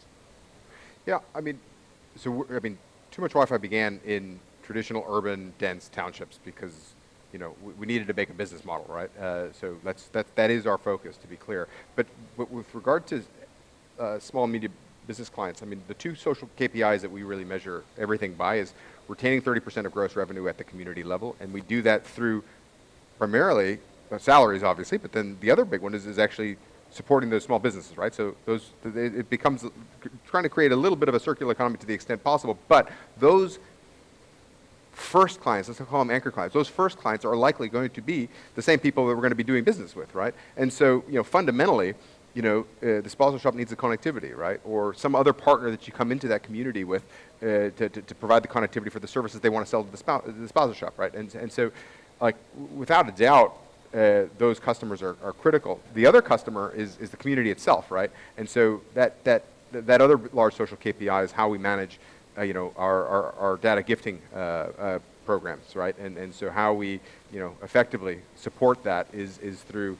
asking community leaders to kind of direct that, right, in a meaningful way that actually gets people to do something meaningful for the community as well, right? And so, you know, effectively using it as a social currency of sorts, you know, that connectivity is a social currency. So I'd say there's an additional client, right, if you look at the community in and of itself, and the SME is, I'd say 9 times out of 10 actually going to be the good relationship. I mean, we feel the same way about, you know, not discriminating. Let's be clear, like 90% of an SME customer doesn't really require a different service level agreement, right? With the potential distinction of some internet cafes that are like, no. When it goes down everywhere else, it needs to stay up for us, right? Okay, cool. You want a point-to-point link? Then we can sort that out, you know, and that'll be a little bit different potentially, helping with a UPS and that sort of thing. But again, that happens very distally for us, right, at the community integration level, and they'll kind of work that out, you know. If there's another question from the audience, in fact, maybe a couple.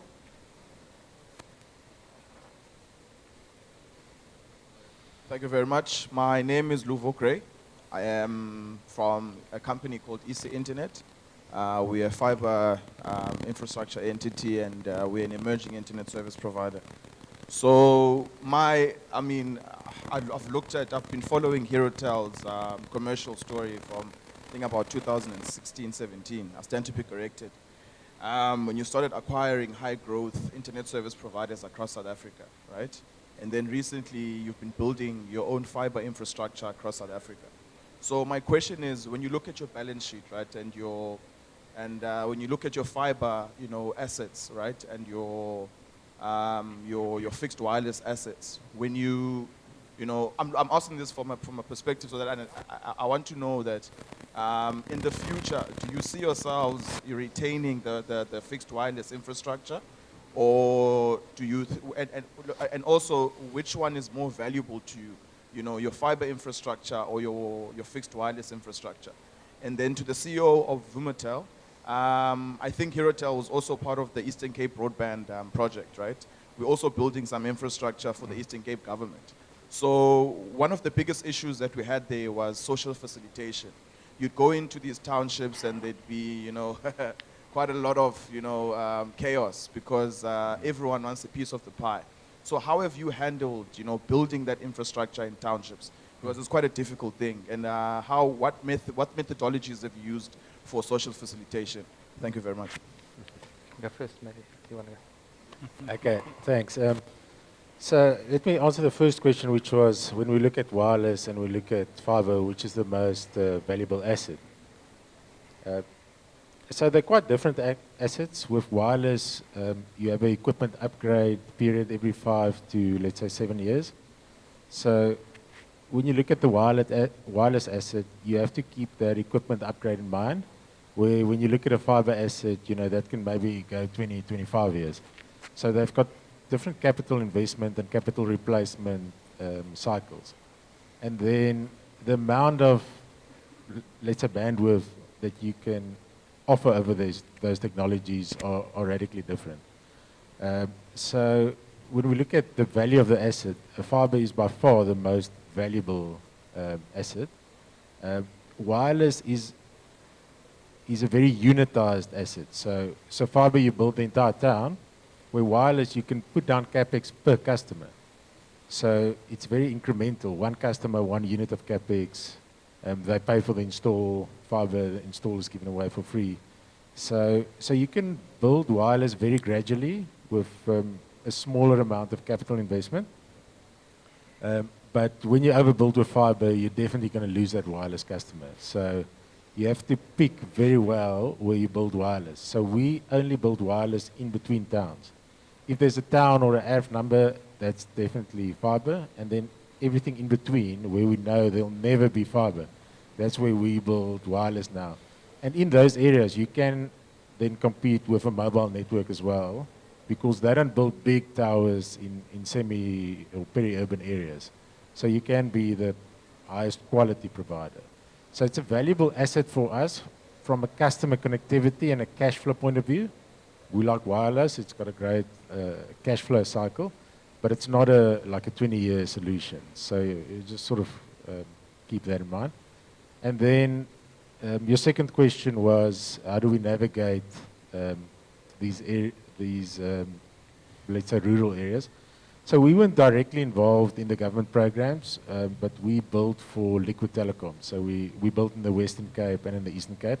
But they've got the relationship and they manage. So we're like almost like a subcontractor for them. We'll build the tower, we'll put up the equipment, we'll service our own customers, and they'll buy a link from us. So we don't really know, what they use it for, but we provide the infrastructure. And in those communities, we try and partner with the communities. So a lot of what Ian does, we want to employ local people there.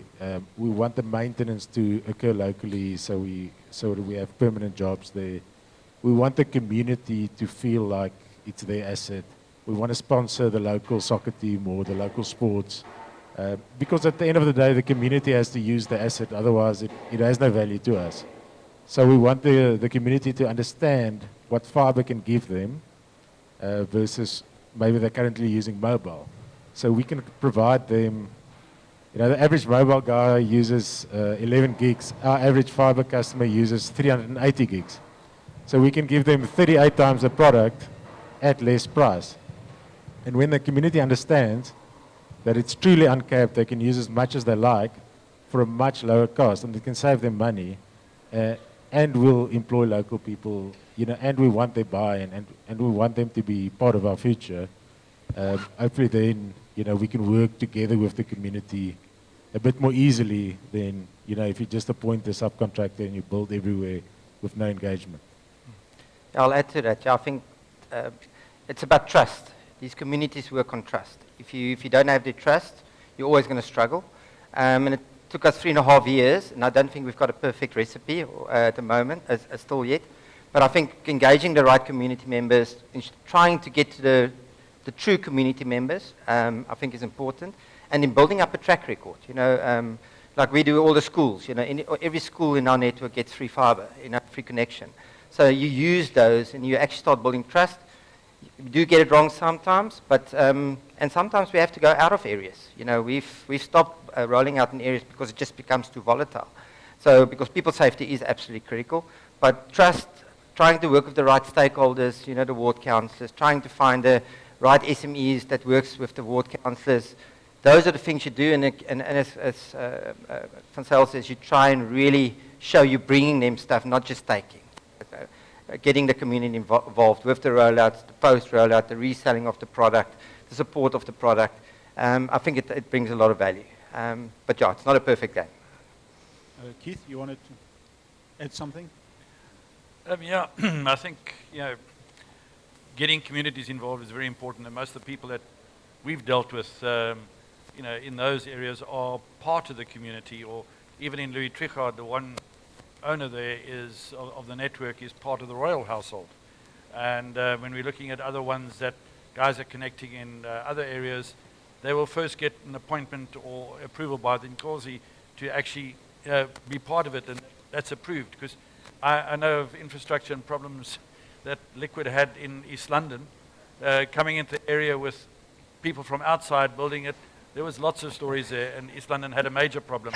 I remember that well. So that is very important to get the communities involved. And to a certain degree, it also relates to what the guys were doing down here in Delft. I mean, we all know how dangerous the area Delft is. And the guys from Ice Media and that got involved.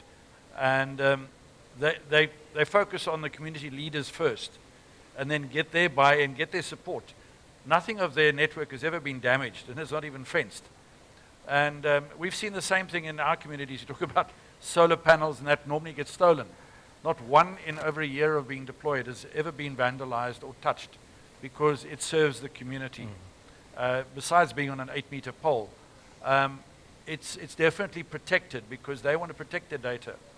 And just to add on what Vansel said just now, you're talking about growth and capacity. It takes me back to the early days of mobile networks. Your first priority is create the connectivity. Congestion's a nice thing to have, because then you can expand and you can, your backhaul and that is configuration mostly, because what you put in there, and you just expand your network, or you put up more distribution points and hubs, etc., to give the capacity on that network. But starting off with pilot areas and getting the growth, getting the confidence of the community, and then being able to say, I've got to expand my network, is nice to have, and that's really what you want. Maybe add one element. Like, I think community engagement is obviously table stakes, right? And that's not a South Africanism, that's a worldism, right? So as a Colombian, I wouldn't go into a community in Colombia without just trying to figure out who I want to partner with and who's going to take care of the things. I think the reality that we all have to recognize is there is chaos and there is dynamism in the communities that we're operating in. The communities we're operating in include, leafy suburbs everywhere, right? There is that reality, and there is, ugly stuff, right? Like, it's not about vandalism of the network, it's vandalism of your people, right? I mean, there is extortion threats and all sorts of stuff that happens, and so somehow integrating locally to figure that out is, it should be relatively obvious to anybody that joined, this discussion. I do think that one element that you brought up that is quite critical is understanding the need, which Boom is certainly figuring out, of integrating the asset with the ISP. Like, you can't deliver a quality service profitably if you have two independent profit-seeking entities, right? And I think we figured out how to manage that quite well, right? I think relatively differently, but the way you framed it, I think, is important. The thing that I would also recognize, and Bumatel's also seeing this in communities where we're operating at the same time, is we actually have to recognize, because of that dynamism, right, the fiber for the moment, right, is not necessarily the best solution for a lot of reasons, but one of them is the intermittency. So if you do have a problem with fiber, right, your customers' uptime could take some time, because nobody wants to go into that corner of Bonteheuvel at 3 in the morning, right? Whereas you've got a different situation with a wireless backhaul, right? And so from a resiliency standpoint, from an anti-fragility standpoint, because it's effectively less dense, right?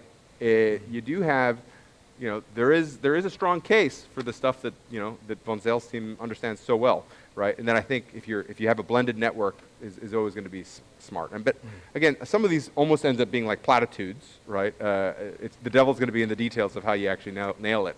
Yeah. Good question. Any other questions from the floor?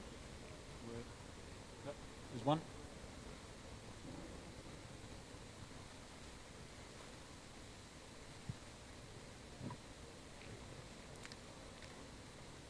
Can you hear me? Okay. My name is Monde Mawash. I'm from the Eastern Cape as well. I'm going to ask maybe a theoretical question as such. How do you, the four of you, consider how you touch the child, the children, in terms of connectivity. Are you seeing yourself doing that via the household? Or are you seeing yourself doing it differently through the school and that kind of thing? And if so, how would that actually work out in terms of your business models? And of course, I'm also asking this question in terms of, taking into account the Giga project that is run by UNICEF, as well as the issue that was raised about who pays. Does it have to be the consumer? Do you have maybe an NHI kind of model that you're wanting to put in place to touch those people, like maybe school children or children or that kind of thing? Thanks. I'm happy to go first. Yeah, so obviously we've got a big schools program, and I think once you have connectivity, there's so much more you can do. And so we are busy building on that around how we are doing online platform learning programs, etc. At the schools level. And I think we're still scratching, the surface of what the value is that we can bring in that environment. But that's a good starting point, starting with the schools. And then obviously because you're bringing connectivity, good connectivity into the home, it changes the dynamic of learning totally. Where children can be in their homes in a safe environment where they get access to education platforms. And there's a lot of initiatives that are being run. I think they still start slow at the moment, but they will gain momentum because we've looked in our network as an example. There's, registered schools, there's over 2,500 schools. And we're sitting at about 550 schools connected as we sit here. So you can just look at the potential that you can bring by just starting schools as a starting point.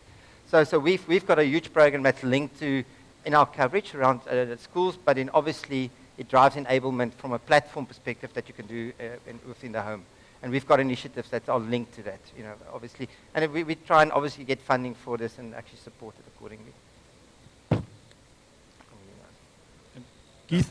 I think just to add to that,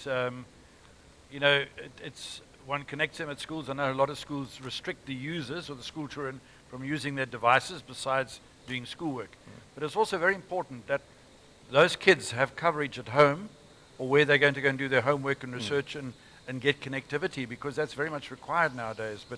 But also getting small kids, and I saw it actually up here at Kalbos Kraal, where the guys did a POC and put up a hotspot up there, that these kids were coming in with their 5 Rand or 2 Rand to buy a little voucher and go home. But the main thing there is it's important then to give them the security, because on their way home they might get mugged and the voucher gets stolen off them.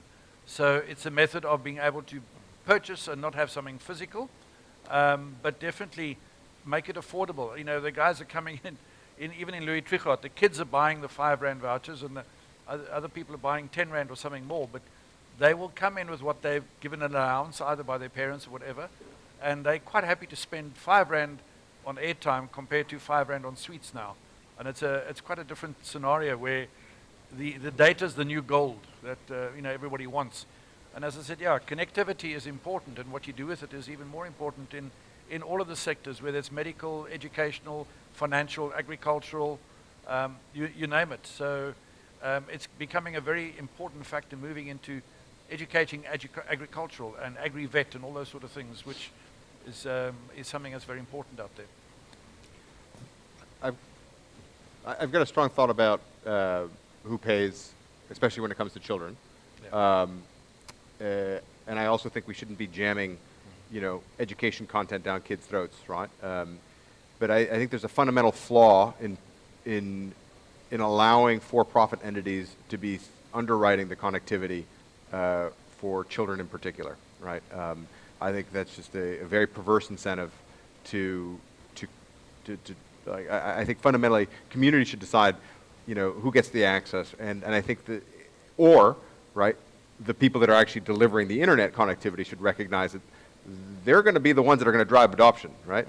It's the 9-year-old that's going to get go-go online, right? It's the 9-year-old that's going to create the demand. It's the 9-year-old that's going to show, the uncle how to get onto Netflix, and it's the 12-year-old that's going to say, Dad, please, can we please have the internet at home, And so that's your sales channel, right? And so how do you pay for it? Well, you just recognize that they're creating value in your in your demand cycle, and yeah, I don't want to talk ugly analogies, but there's a lot of element in just recognizing that, and I think it also comes back down to saying, cool, we've established community leaders, obviously important, but then choosing the right community leaders to say, cool, what is the social gymnastics that you want a young man or young woman to do in exchange for the thing that they're willing to forego sweets for, right? And then you can get kids doing volunteerism and doing a lot of really, really cool stuff,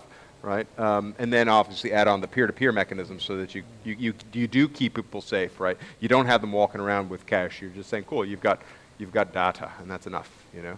But yeah, kids is, yeah, I mean, it's critical not only for the country, but it's critical for our businesses as we try to enter into areas where the need for connectivity by people over 30 just doesn't seem to be there, right? The kids are key. Any last questions from the audience? There's a lady in the back.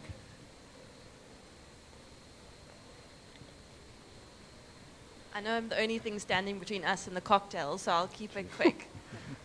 So we've spoken a lot about responsibility, but we all know that we're driven by our shareholders and investors. But at the same time, we have a responsibility to the country to make sure that we give coverage, and I think we all agree on that. But whose responsibility is it to make sure that everyone is covered? Because we're doing it in pockets, but no one's really coordinating the drive to make sure that, okay, Vuma, you look after this area, you know, Hero, you look after that area, and we share that responsibility for coverage. Otherwise, to your diagram, we're never really going to get all the households covered. We're always going to have this piecemeal coverage.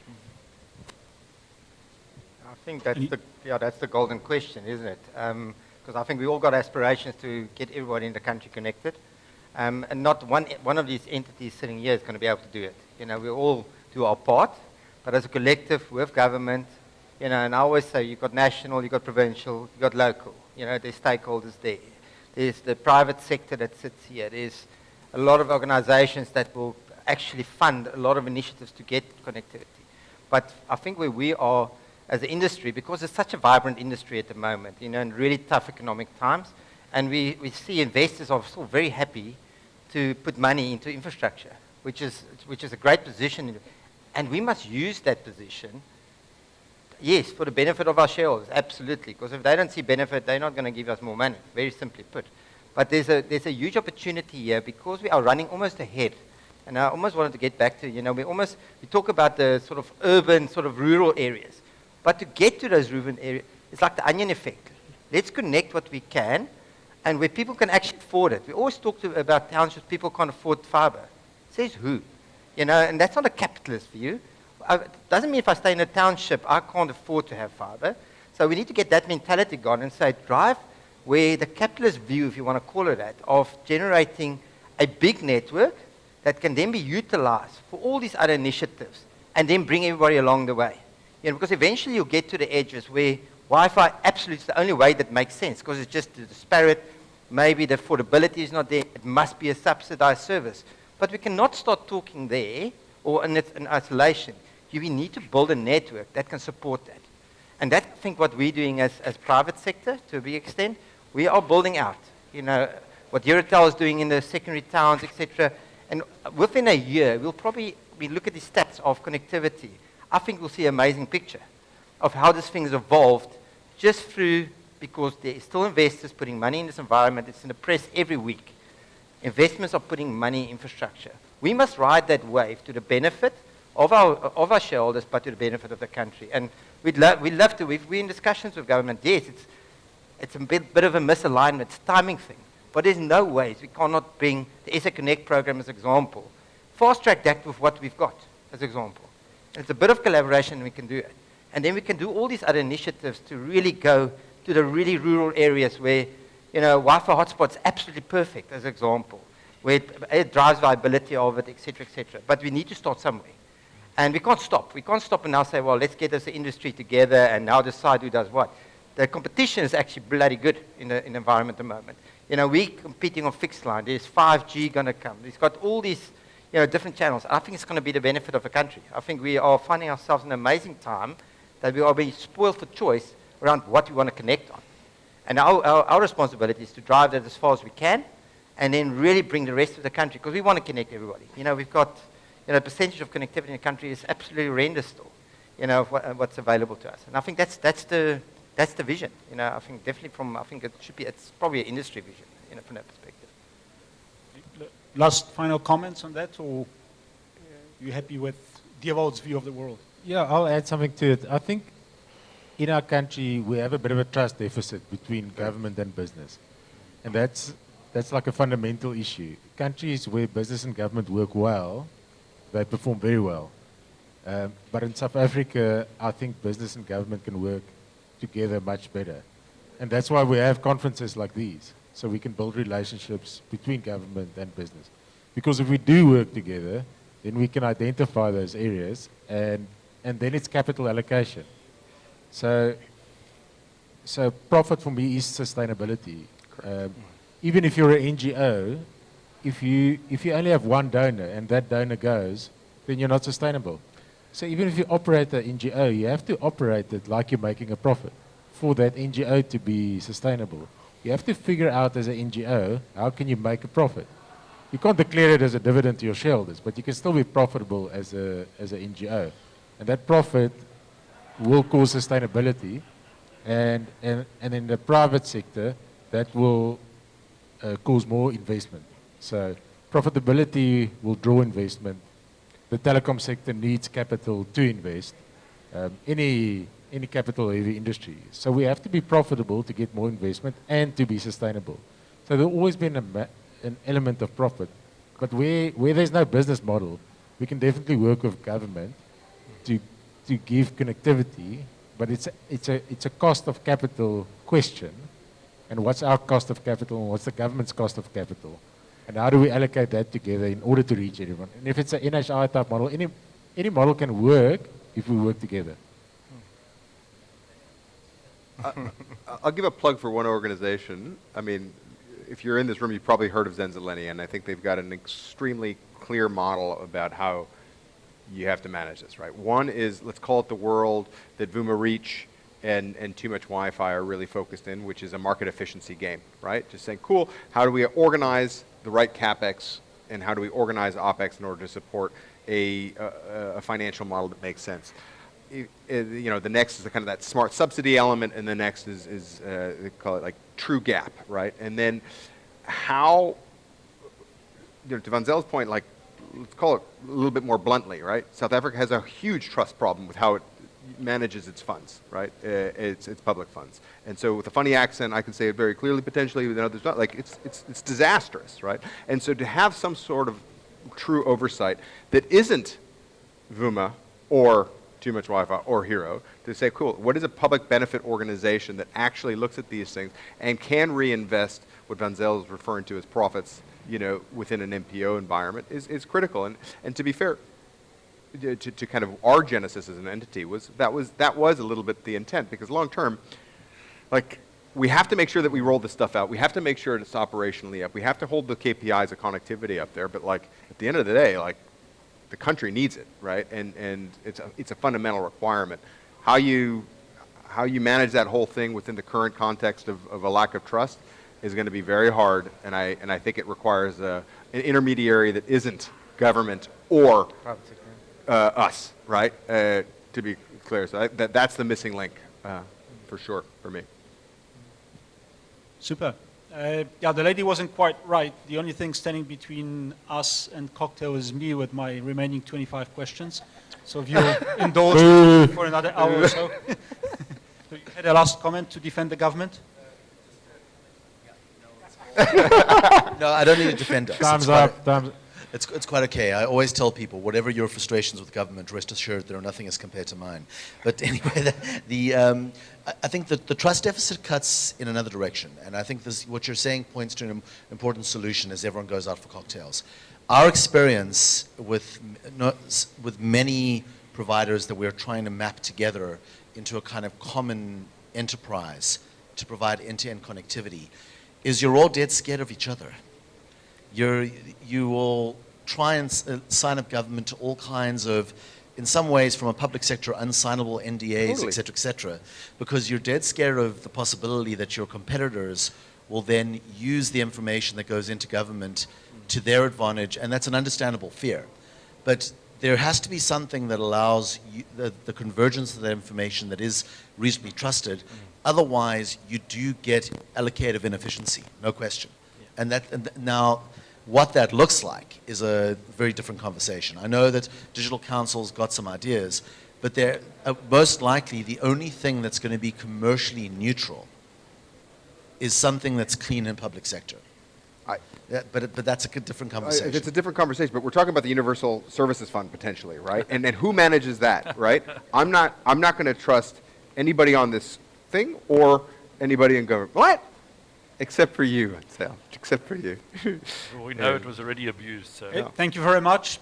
Big round of applause, please, to all the panelists. Over to Peter. To our sponsors and partners, thank you for participating.